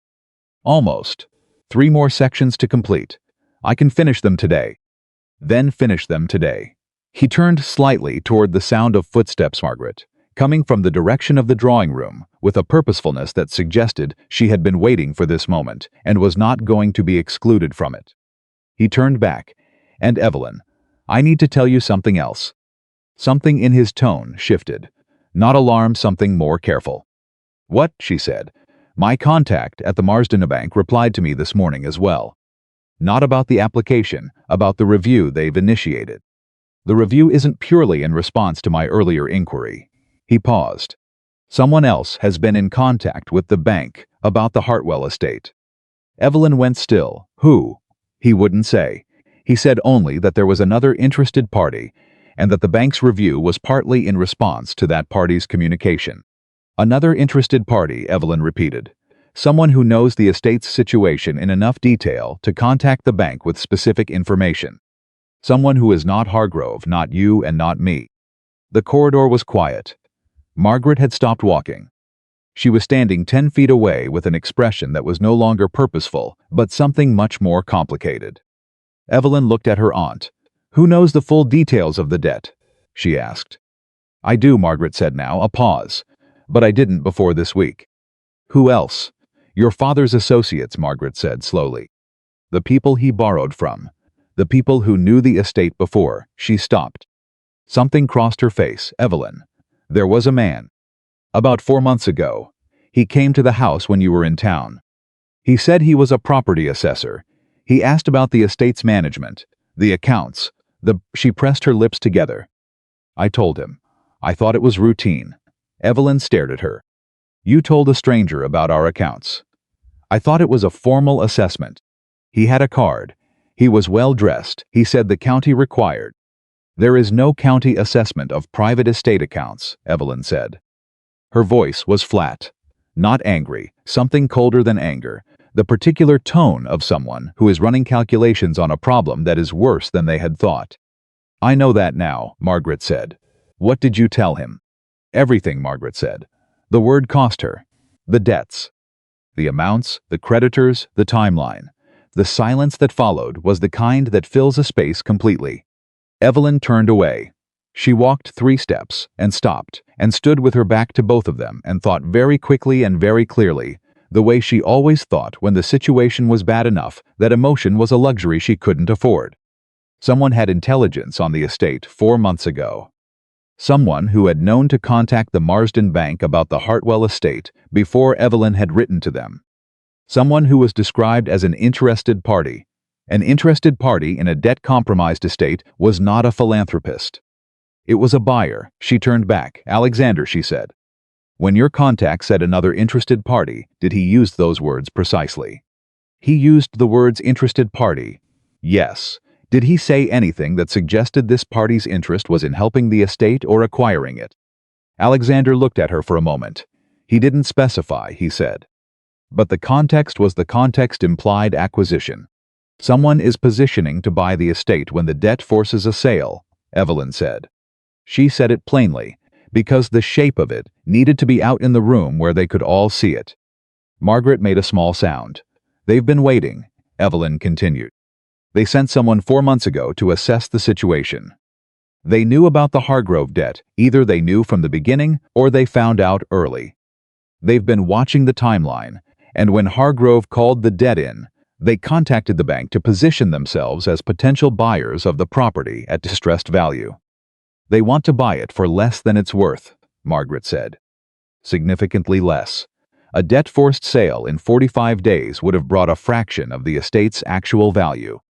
That's the window they were hoping to exploit. She looked at Alexander. Do you know who it is? She asked. I have suspicions, he said. There are 2 men in this county who have the resources and the inclination for this kind of positioning. One of them I can verify quickly. The other? A pause. The other is someone I know personally, he said. Charles Pennington. He has been acquiring estate properties in this region for the last 3 years. He identifies estates under debt pressure, manufactures additional pressure where possible, and purchases at collapse price. Manufactures pressure, Evelyn said slowly. There are 3 estates in the past 2 years whose creditors called debts, early under circumstances that were unusual.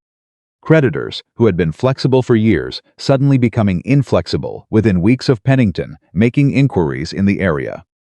Evelyn's mind was moving very fast. Hargrove called the debt early, she said. Yes, with an incorrectly applied clause that his own solicitors wrote. Yes, and Pennington is someone you know personally. He moves in the same social circles, Alexander said. His jaw was tight. I want to be careful about accusing him directly, before I have more than circumstantial mine. I'm not asking you to accuse him, Evelyn said. I'm asking you to tell me if it's possible. He looked at her steadily. It's possible, he said. The corridor was very still. Then Evelyn said, I need to make a telephone call. Both Alexander and Margaret looked at her. The telegraph office in town, she said. I need to send a message to Cavendish. Not about the clause, something else. She was already moving toward the study. If Pennington pressured Hargrove's solicitors to apply the clause incorrectly, Cavendish will know where to look for the connection. He knows every solicitor in the county. He knows who works for whom. She was at the study door. And if there is a connection, Alexander said from behind her. Then we have something much more than a debt dispute, she said.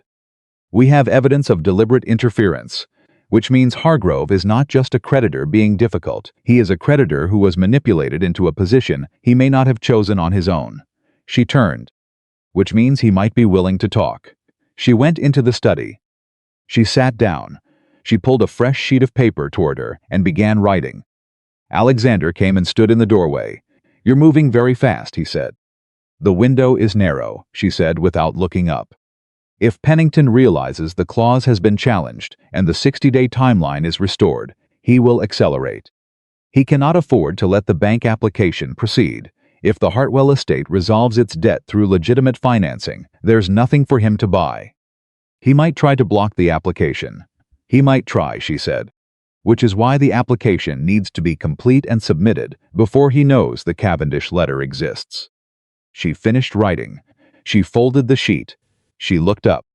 "Can you take this to the telegraph office?" she asked. "Not Thomas, someone who won't be recognized as part of this household." He took the message from her hand. "I'll go myself," he said. She stared at him. "You are the Duke of Ashbourne." "I am aware of that. You cannot simply Evelyn." He looked at her with the directness that she had come to recognize as his version of warmth, not soft, but utterly real. "I have been many things in my life that were more complicated than a man walking into a telegraph office. I'll be back within the hour." He left. She heard the front door. She heard the carriage. She turned back to the bank application documents, spread across her desk, and picked up her pen, and did not allow herself to think about anything except the work in front of her, because the work was what she could control, and control was the only reliable thing she had ever found in a world that had a habit of shifting under her feet. She worked for an hour and 20 minutes. When Alexander returned, she had completed 4 of the 5 remaining sections. He came directly to the study and sat down across from her. "It's sent," he said. "Cavendish will have it by early afternoon." "Good." She didn't look up. "And I made one other inquiry while I was in town." She looked up. "Alexander, I told you I would tell you when I did it," he said. "I'm telling you." She held his gaze. "I stopped at the county records office," he said. "Property transfer records are public. In the past 14 months, Charles Pennington has acquired 4 estates in this region. All 4 were under debt pressure at the time of sale. All 4 sold at between 30 and 50% of assessed value." He paused. "The solicitor who handled 3 of those transactions is the same firm currently employed by Gerald Hargrove." The room was completely still. "The same firm," Evelyn said. "The same firm." She set down her pen. She stood up. She walked to the window and stood there and thought about everything she had built in 3 years, the accounts, the relationships, the careful architecture of a household kept alive by sheer persistence, and she thought about the possibility that it had not simply been threatened by bad luck and an inflexible creditor, but that someone had looked at what she had built and decided to dismantle it deliberately and methodically for profit. The coldness she felt was not fear. It was the particular clarity that comes when the shape of the thing you are fighting finally becomes fully visible. She turned. "We need to tell Margaret," she said. "She's in the drawing room," Alexander said. They went together. Margaret was sitting with her hands in her lap, and the expression of a woman who has been waiting for information she knows will be difficult, and has been spending the waiting time bracing herself against it. She looked up when they came in. She listened while Evelyn explained. She did not interrupt. When Evelyn finished, Margaret was quiet for a long moment. Her hands in her lap had tightened slightly, not dramatically, just the quiet tightening of someone who is holding themselves together against something. "The man who came 4 months ago," she said finally. "He wasn't an assessor." "Probably not," Evelyn said. "He was working for Pennington." "Possibly. Or he was an independent intelligence gatherer who sold the information. Either way, the information got to Pennington.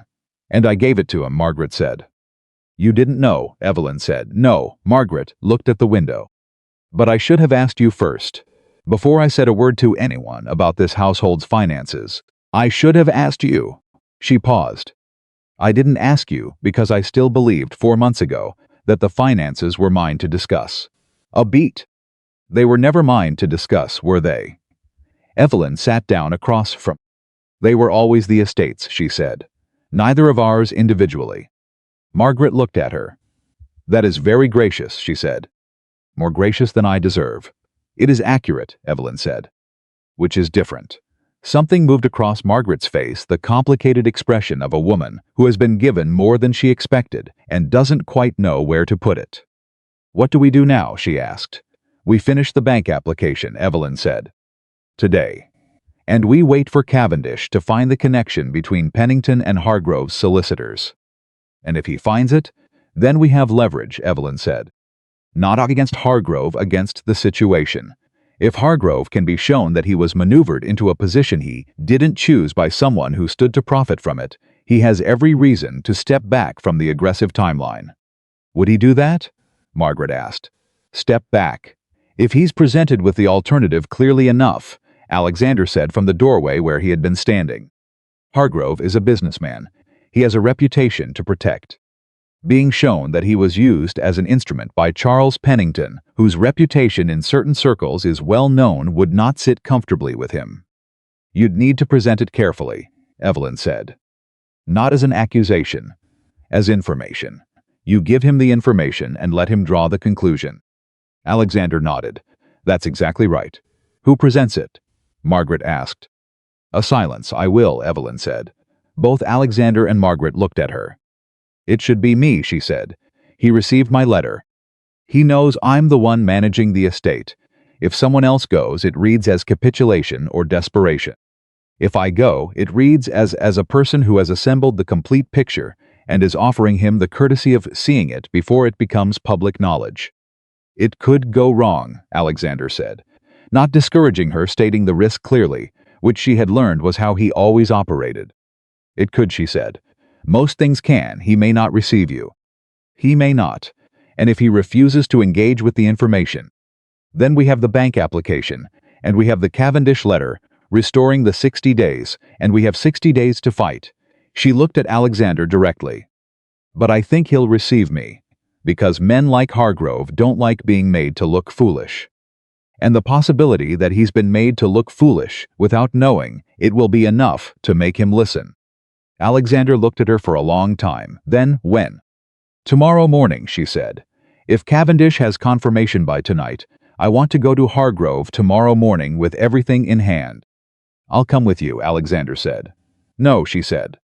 He raised an eyebrow. If you come, it changes the character of the meeting entirely, she said. He won't be looking at the information. He'll be looking at you. He'll be managing the political dimension of a duke sitting in his office, and the actual substance of what I'm saying will get lost. She held his gaze. I need him to hear me, not to perform for you. A pause. You're right, he said. I know. Margaret made a small sound that might, in another context, have been the beginning of a smile. You'll have a carriage, Alexander said. Mine. So there's no question about your ability to make the journey professionally. Fine, she said. And I will be available for whatever you need the moment you return. Also fine. And Evelyn, she looked at him. You are the most capable person I have met in my adult life, he said. Simply, without performance. I want you to know that before tomorrow. In case knowing it matters. The drawing room was quiet. Margaret was looking at the window with great attention, as though something of particular interest was happening on the other side of the glass. Evelyn held Alexander's gaze for a moment. It matters, she said. She stood up and went back to the study to finish the bank application. She worked until 11 that night. The final section required pulling specific documentation from 1,882 that she had organized during the evening she and Alexander had spent with the ledgers. And finding it was faster than she expected because she had arranged it precisely and labeled it precisely, the way her father had always insisted on treat your records, as though someone important might need to find something quickly in the dark. She signed the application. She sealed it. She set it on the corner of the desk. Then she sat back in the chair and looked at the ceiling and breathed slowly and thought about tomorrow. She thought about walking into Gerald Hargrove's office. She thought about what it meant to go alone, not from pride, not from stubbornness, but from a clear-eyed understanding that some things you had to do in your own name and your own voice with no other authority behind you. Because the authority of your own voice was the only authority that truly belonged to you. At 11:30, a note arrived from Cavendish. Thomas brought it with the expression of a man who had been woken by the courier and considered this entirely justified given the circumstances. Evelyn opened it. She read it standing at the desk. Cavendish had found the connection, not merely a professional connection, something older and more specific. The senior partner at Hargrove's solicitor firm had attended school with Charles Pennington. They had been in contact twice in the 6 weeks before the Hargrove letter arrived. One of those contacts had been at a dinner that Pennington had hosted, and that 2 other estate acquisition transactions had been discussed at, by the accounts of 2 separate guests who had since left Pennington's circle under uncomfortable circumstances. It was not a confession. It was not by itself courtroom evidence. But it was exactly what she needed for tomorrow. She set the note on top of the sealed bank application. She picked up her pen. She wrote one more letter, this one to Gerald Hargrove, requesting a meeting at his office at 10 o'clock the following morning on a matter of significant mutual interest. She sealed it. "Thomas," she said. He appeared in the doorway immediately, which meant he had been waiting in the corridor, which was the kind of loyalty she had never asked for and had somehow accumulated anyway. "Express courier," she said. "Tonight." He took the letter. He looked at her. "Will it work?" he asked. He had never asked her that before. In 3 years of managing crises together in the quiet infrastructure of a complicated household, he had never once asked her whether the plan would work. She thought about it honestly. "I don't know," she said. He nodded. "Should I have the good carriage ready at 8:30? He said. "Yes," she said. He left. She sat alone in the study with the Cavendish note and the bank application and the sealed letter to Hargrove, and she thought about 60 days, and she thought about 3 years. And she thought about her father, who had believed in the world he wished existed and had been right more than wrong. She thought about Alexander standing in her entrance hall, with his hat in his hand and his coat half-buttoned. She thought about the way he had said, "You are the most capable person I have met in my adult life," plainly and without decoration, the way he said everything that mattered. And she thought about what it meant that she had believed him. Not because she needed him to believe it, but because she had been carrying the weight of that capability alone for so long that having someone else see it clearly, someone whose judgment she trusted, precisely because he did not say things he didn't mean, felt like setting down something. She had been carrying in her arms and realizing, only once she set it down, how heavy it had actually been.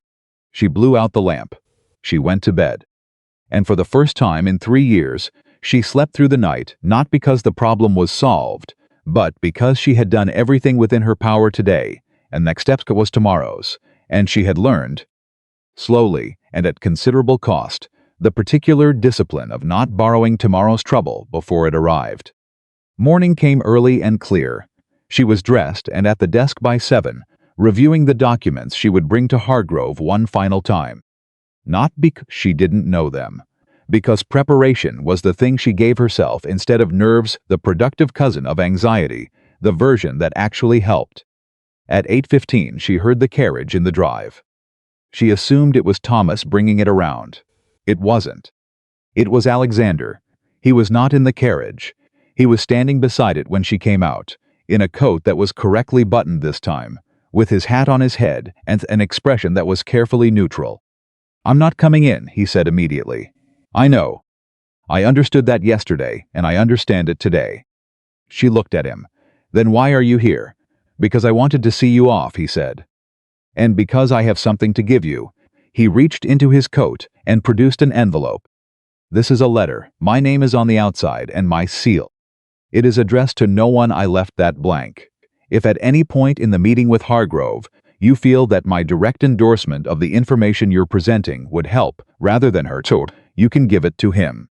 It confirms that I am aware of the connection between Pennington and his solicitors and consider it a matter of serious concern." He held it out. "If it would not help, don't use it. Burn it when you come home. It's entirely your decision." She looked at the envelope. She took it. She looked at him. "You're giving me a weapon and telling me to decide whether to use it," she said. "Yes," he said. "Most men would have insisted on coming." "I'm not most men." "No," she said, "you're not." She put the envelope in her document case. She climbed into the carriage. She looked at him through the open window. He looked back. "Evelyn," he said. "Yes?" He paused.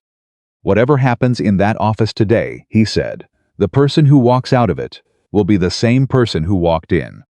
Nothing Hargrove says or doesn't say changes what you've built or who you are." She held his eyes. "I know that," she said. "I know you know it," he said. I wanted to say it anyway. She almost smiled. She did not stop it this time. It was small, contained, real, exactly the size it was.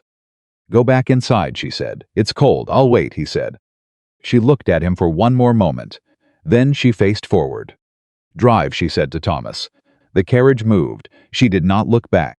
But she knew, without looking, that he was still standing there.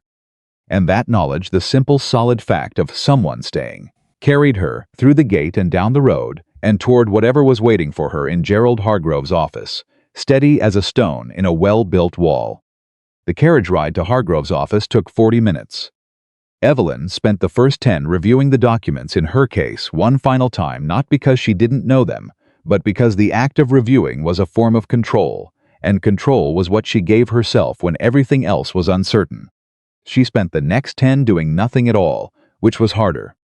She sat with her hands folded over the document case in her lap, and she breathed, and she let the uncertainty be there without trying to manage it into something smaller than it was. The last 20 minutes she spent thinking about her father. Not about his mistakes. Not about the debts or the trust that had cost him everything. She thought about the way he had looked at her when she was 12 years old and had correctly identified an error in a merchant's invoice that 2 grown men had missed. He had not praised her the way people praise children, with the condescending warmth of someone surprised that a small creature can do a clever thing. He had looked at her seriously, the way you look at someone you are genuinely impressed by, and said, "You're going to need to learn how to use that without letting people know you're using it. Because the world is not yet ready to receive it from someone who looks like you." She had not fully understood him then. She understood him completely now. The carriage stopped. Thomas opened the door and looked at her with the expression he had been using all morning: quiet, steady. The particular attentiveness of someone who understood that what was happening today mattered, and had decided that his role was to make everything around it as frictionless as possible. "I'll be here when you come out," he said. "I know," she said. She stepped down. She straightened her coat. She walked through the door. Gerald Hargrove's office was on the 3rd floor of a building that housed 3 separate legal and financial firms. The kind of building that smelled of old paper and coal smoke, and the particular stale ambition of men who had worked in the same rooms for 30 years. The clerk at the front desk looked at her with the barely concealed assessment of a young man who had been trained to categorize visitors quickly and was currently uncertain where she belonged. "Evelyn Hartwell," she said, before he could speak. "I have a 10 o'clock appointment with Mr. Hargrove." The clerk looked at his book. Mr. Hargrove didn't mention. "He received my letter last night by express courier," she said. "Please inform him I'm here." A pause. The clerk went. She stood in the entry and did not sit, though there were chairs. Standing felt like the right choice. Sitting would have looked like waiting. She was not waiting, she was ready, and there was a difference that she wanted to be visible from the moment Hargrove's clerk reported back. It took 4 minutes. The clerk returned with a slightly different expression, less assessment, more wariness. "Mr. Hargrove will see you," he said. She followed him up the stairs. Gerald Hargrove was a man of about 55, thick through the shoulders, with the careful, deliberate movements of someone who had learned long ago that appearing unhurried was a form of authority. He was standing behind his desk when she came in, which meant he had chosen not to be seen sitting, another form of authority, the kind that required more effort than it pretended to. He did not offer his hand. "Miss Hartwell," he said. "Mr. Hargrove." She sat down across from him without being invited to, calmly and immediately, because she was not going to stand while he remained standing and make this conversation a performance of his height. "Thank you for receiving me," he sat, slowly, watching her. "Your letter was direct," he said. "I am generally direct," she said. "It saves time, which I understand is something we're both short of." A pause. He looked at the document case in her hands. "You said you had information of mutual interest," he said. "I do." She opened the case. She did not rush. "Before I share it, I want to be clear about why I'm here. I'm not here to threaten you, to negotiate from a position of desperation, or to ask for charity." She looked at him steadily. "I'm here because something has happened that affects both of us, and I believe you would want to know about it before it becomes more public than it already is." Something shifted in his expression. Fractional. But she caught it. "Go on," he said. She placed the Cavendish letter on the desk. "My solicitor," she said, "has identified an error in the clause your firm applied to accelerate the debt deadline from 60 days to 45. The clause requires a default event as a trigger condition. There was no default. I responded to the original notice within the proper window. The clause, as applied, does not hold." He reached for the letter. He read it, his jaw tightened.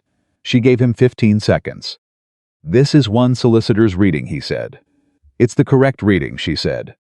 "Which I suspect your own solicitors will confirm if you ask them directly. The question isn't whether the clause was applied incorrectly, it was. The question is why." He looked up. "Why?" he repeated. She placed the second document on the desk. The information from Cavendish about the school connection, the dinners, the two contacts in the weeks before his letter. "Charles Pennington," she said. The name landed. She watched Hargrove's face and she saw exactly what she needed to see, not guilt, not complicity, but the sudden sharp expression of a man who has just been handed a piece of information that rearranges several things he thought he understood. He knew the name. He knew it well enough that hearing it in this context, in this office, connected to documents about his own solicitors, made the color in his face change slightly. "What is this?" he said. "A timeline," she said. "Your solicitors have a senior partner who has a long-standing relationship with Pennington. They were in contact twice in the 6 weeks before your letter arrived. Pennington has acquired 4 estate properties in this region in the past 14 months. All of them were under debt pressure. All of them sold at distressed value through forced timelines." She paused. "The solicitor firm that handled 3 of those acquisitions is the same firm you currently employ." The room was very quiet. Hargrove set down the document. He looked at it. He looked at her. "You're saying my solicitors were working for Pennington," he said. "I'm saying there is a documented connection that creates a serious appearance problem for your firm," she said carefully. "Whether the application of the clause was deliberate interference or a professional error influenced by that relationship, that is for you to determine. I'm not here to make accusations. I'm here to give you the information." He stood up. He walked to the window. She let him stand there. This was the moment, the one she had built toward, across 3 years and 40 minutes, and every calculation she had run at 4 in the morning, and every letter she had written, and every stone she had placed in a fence in the rain. This was the moment when the man on the other side of the table either heard her or didn't. She did not press. She did not fill the silence. She had learned, from watching her father, and from correcting his mistakes, and from 3 years of managing people who did not know they were being managed, that the most important thing you could do in a room where something real was at stake was give the other person Enough silence. to reach the right conclusion on their own. 40 seconds passed.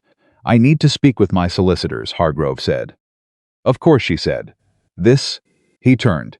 His voice had shifted, not warmer, but different. Less adversarial. More the voice of a man who was recalculating. "This will take time. I have 60 days," she said. "Properly restored. I would like the timeline confirmed in writing by end of week." "That's reasonable," she said. "Given the circumstances." He looked at her for a long moment. She met his eyes and held them. She did not smile. She did not soften.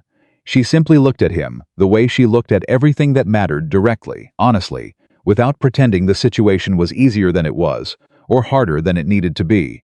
"You are not what I expected," he said. "I rarely am," she said. She stood. She gathered the documents from his desk, leaving the Cavendish letter and the Pennington timeline, which he needed, and taking back the bank documentation, which he did not. "My solicitor will be in contact," she said. "His name is Robert Cavendish. He is retired but currently active on this matter. He is known for being thorough." She walked to the door. "Miss Hartwell," Hargrove said. She turned. He was still standing at the window. "The estate," he said. "It's well managed?" "Yes," she said. "By you, by me," she nodded once. Not an apology. Not warmth. But something real, the nod of a man who had received accurate information and was adjusting his position accordingly. She walked out. She walked down the stairs. She walked through the front door. The cold air hit her, and she stood on the step and breathed it in, and felt the particular physical relief of someone who has been holding tension in every muscle for an hour and has just been given permission to release it. Thomas was exactly where he said he would be. He looked at her face. "Good," he said. "I think so," she said. She got in the carriage. Her hands, she noticed, were completely steady. They were steady all the way home. Alexander was waiting in the entrance hall. When she came through the door, not pacing, not performing patience, simply standing there the way he stood everywhere, with the focused stillness, who was genuinely present rather than merely occupying space. He read her face the moment she came in. "Tell me," he said. She told him everything, standing in the entrance hall with her coat still on and her document case still in her hand, because she didn't want to wait the time it would take to reach the study. She told him about the clerk and the standing and the way she had sat without being invited. She told him about Hargrove's face when she said Pennington's name. She told him about the 40 seconds at the window and the nod at the end. When she finished, he was quiet for a moment. "You didn't use the letter," he said. She had forgotten, until this moment, that the envelope was still in her case. She opened the case and looked at it, still sealed, his name on the front. "No," she said, "I didn't need it." He looked at her. Something in his expression that she had no name for, yet something that lived beneath everything else, that she had been aware of for days without fully looking at it. The way you are aware of light changing in a room without turning to find the source. "No," he said quietly. "You didn't." She handed him back the letter. He took it. He held it for a moment. Then he did something she didn't expect. He tore it in half, cleanly, deliberately. He handed her the two halves. She looked at them. "You don't need that as a reminder," he said. "You never did." She looked at the torn paper. She thought about the embroidery in the fireplace. She thought about 3 years of proof assembled in silence. She thought about all the things she had built that no one had seen until they were forced to look. "No," she said. "I suppose I didn't." She dropped the torn halves in the entrance hall table drawer and walked to the study to file the remaining documents. He followed. The study was the same as it always was: the desk, the ledgers, the single repaired chair, the morning light that came in at the angle she had calibrated her working hours around for 3 years. She set the document case down. She sat in her chair. She placed her hands flat on the desk and looked at the surface in front of her. "It's not over," she said. "No," Alexander agreed. He sat across from her. "Hargrove still has to confirm the restored timeline. The bank application still needs approval. Pennington is still—" "I know what's still remaining," she said. "I'm not pretending otherwise." She looked up. "I'm saying it out loud so that the relief I feel right now doesn't become complacency." He looked at her. "Is that something you do often? Say the next difficult thing out loud so it doesn't sneak up on you." "Since I was about 14, she said. "Your father teach you that too?" "No," she said. "That one I figured out myself." A pause. Then he said, "Evelyn." She looked at him. He had leaned forward slightly, his forearms on the desk, his hands loose, his expression carrying the particular quality of a man who had something important to say and was taking the time to say it correctly. "I have been coming to this house for 11 days, he said. "I know," she said. "And in 11 days I have watched you renegotiate a legal timeline, assemble 3 years of financial documentation, identify a scheme that was designed to destroy this estate, and walk into an office this morning and dismantle the scheme without raising your voice once." He paused. "I want you to understand that I have been around extraordinary people my entire life. People with power, education, resources, connections. And I have never not once watched someone operate with the combination of intelligence and integrity that you do. As though they were not two separate qualities requiring balance, but one single thing." She sat very still. This was different from his earlier observation in the drawing room. That had been a statement offered before battle, steady and grounding. This was something else. This was a man sitting across a desk from her, with no audience and no performance, and saying something he had been carrying for 11 days. "You're building toward something," she said. "I am," he said. "Say it plainly." He held her eyes. "I don't want to stop coming here in 11 days, he said. "Or 30, or 60. I don't want to stop coming here at all." He paused. "And I'm not asking you to feel what I feel. I'm not asking for anything except permission to keep showing up. To keep being useful where I can and out of the way where I should be, and honest always. Because the alternative, going back to the world I came from, where everyone tells me what I want to hear, and nobody asks me why, is something I find I can no longer accept." The study was completely still. Outside, somewhere distant, a horse moved in the stable yard. The clock on the mantel marked the quarter hour. Evelyn looked at the man sitting across from her. She thought about everything she had told herself across 11 days that this was practical, temporary, mutual assistance between people with aligned interests. She thought about how carefully she had maintained that framing, and how thoroughly and repeatedly it had failed to account for the actual experience of those 11 days. She thought about the bread and tea he had made Mrs. Pierce bring without being asked. She thought about the notebook he had pulled out of his pocket when she asked him about the Kent property. She thought about him standing in the cold beside her carriage this morning, with a letter that said, "I trust your judgment enough to make this your choice." She thought about the fact that he tore the letter in half the moment she came home. "I don't know how to do this," she said. It was the most honest thing she had said in 11 days, and possibly longer. "Neither do I," he said. "Not in a way that works. I know how to do the version that doesn't work. I've done that for years. The version where you're the Duke and everyone performs for you." "Yes, and this would be different. This is already different," he said. "This already is." She looked at her hands flat on the desk.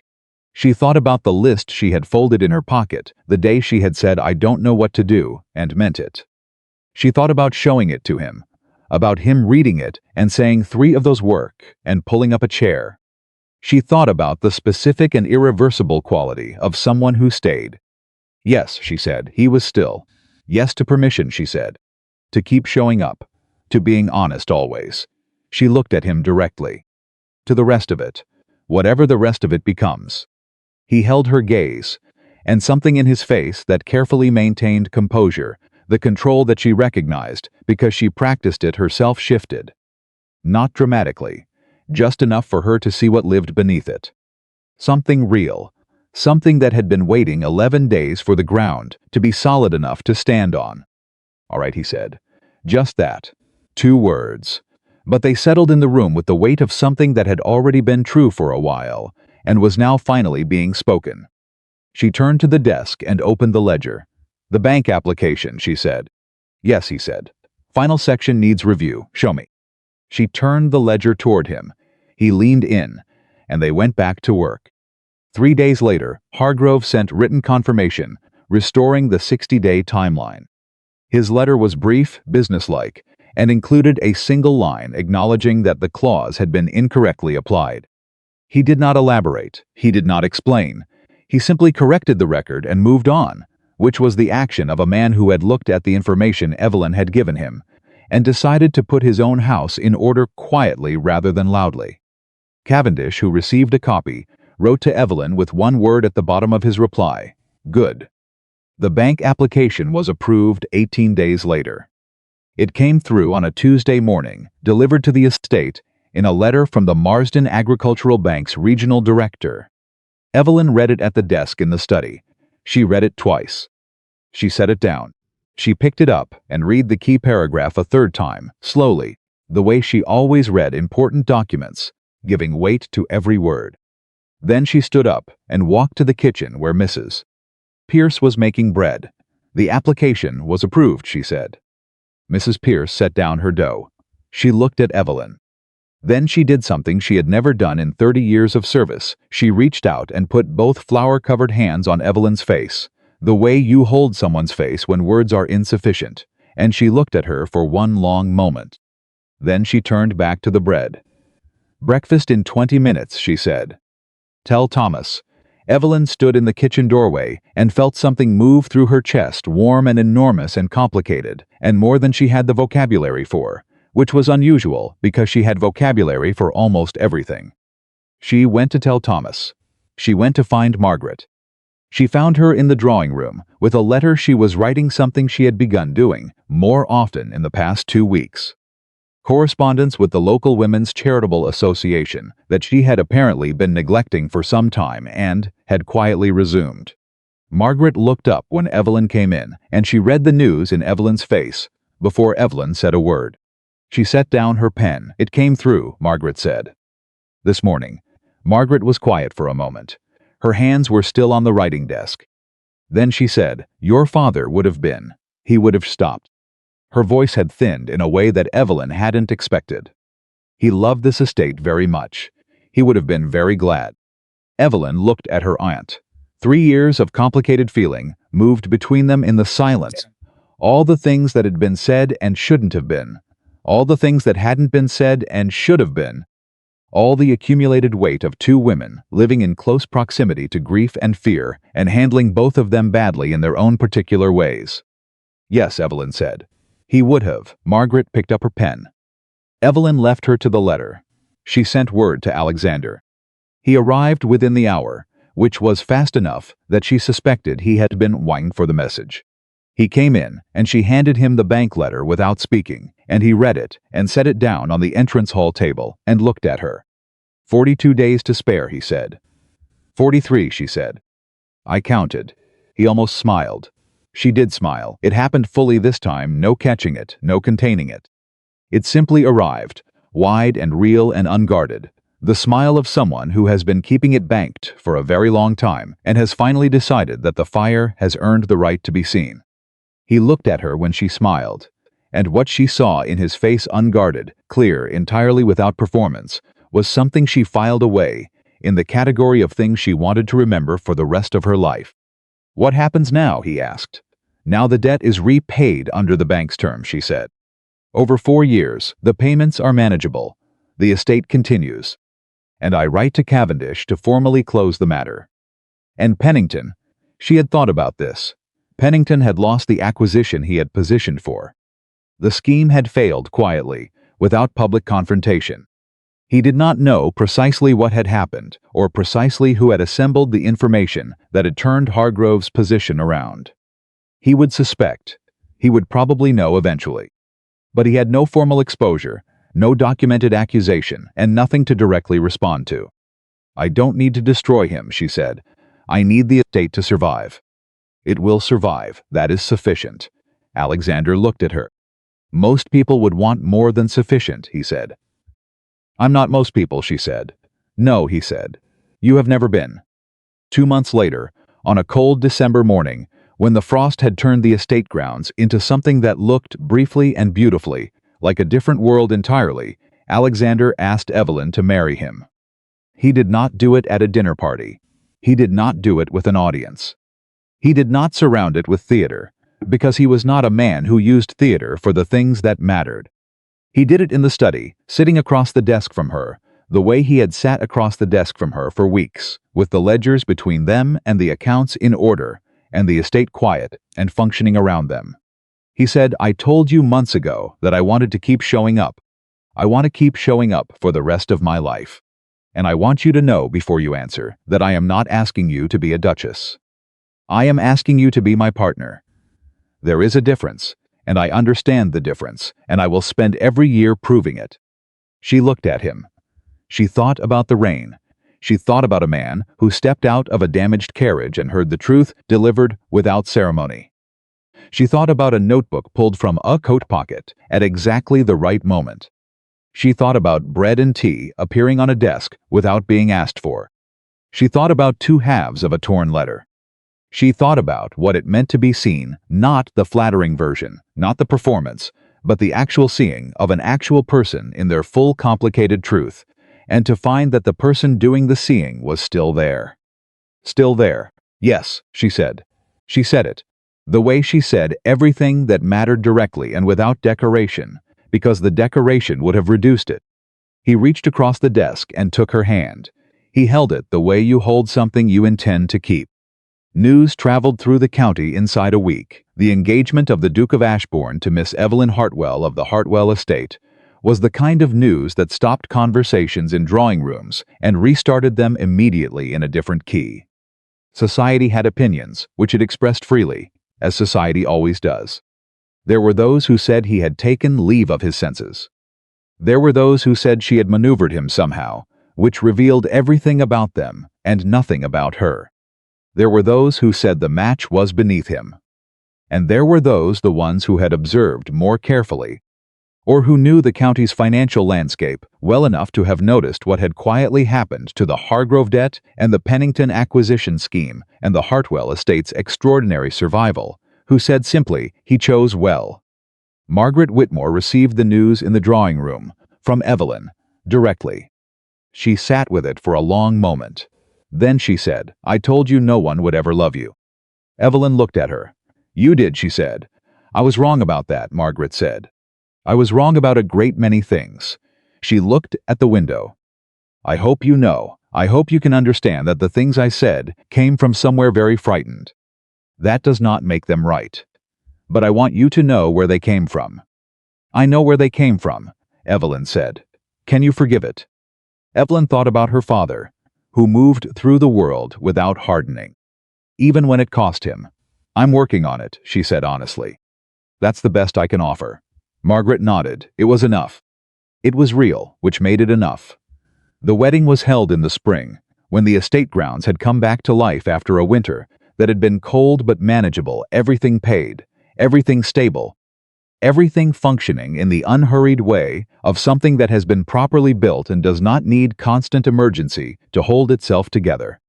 Ruth wore a new coat.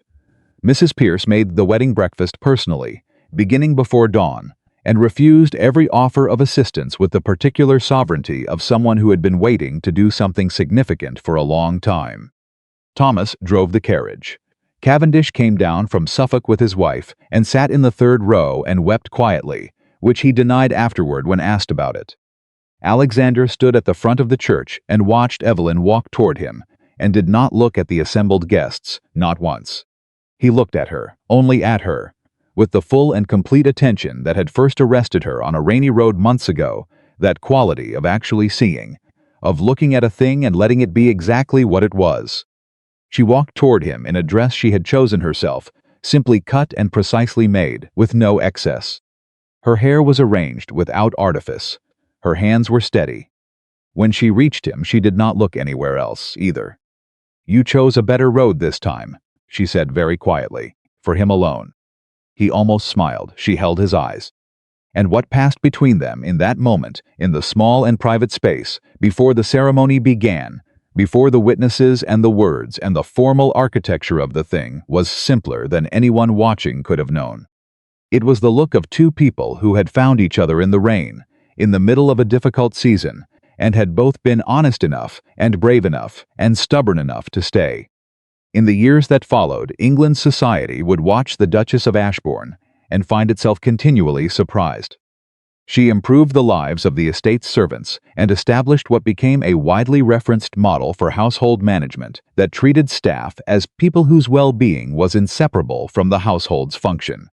She used her position to advocate for women who were locked out of financial decision-making in their own households, doing it quietly and persistently, and with the same thorough documentation she applied to everything.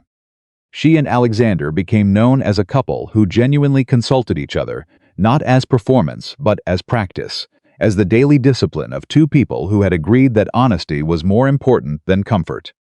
Alexander learned things from her that no education had taught him. How to read an account book and find the real story beneath the numbers. How to ask the cook. How to tell the difference between what someone said and what they meant. How to sit with difficult information long enough to understand it before acting on it. She learned from him how to let someone help without losing herself in the helping. How to receive respect without immediately trying to prove it was earned. How to stand in a room full of people who had underestimated her and understand, without performance, without anger, simply as fact, that their underestimation had never had anything to do with her actual worth. Margaret Whitmore lived with them for 2 years before choosing to take a cottage of her own in the village, which everyone agreed was the right distance for two women who were learning to know each other honestly after years of knowing each other badly. She and Evelyn wrote letters. They visited on Sundays. They were careful with each other in the way of people who have decided that the relationship is worth the care. It was not the easiest version of things, but it was the real one. And Evelyn, who had always preferred real things to easy ones, found that she could live inside it, not perfectly, not without friction, but genuinely, which was all she had ever wanted from any of it. Charles Pennington moved his operations to another county within 18 months, having found the business climate of the region less hospitable than anticipated. Nobody pursued him formally. Nobody needed to. The world had a way of becoming very small for men whose schemes depended on everyone else failing to see clearly. Ruth became head housemaid within a year, and housekeeper within 3. managing a staff of 12 with the kind of unassuming competence that Evelyn recognized as the kind that doesn't announce itself, that simply makes everything around it work.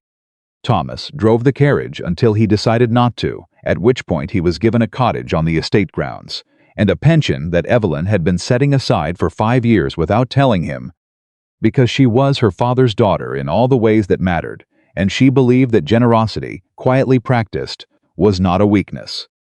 And Evelyn herself, the woman who had been told she was too proud, too stubborn, too difficult, too unlovable, too much of everything, and not enough of anything, became exactly what she had always been.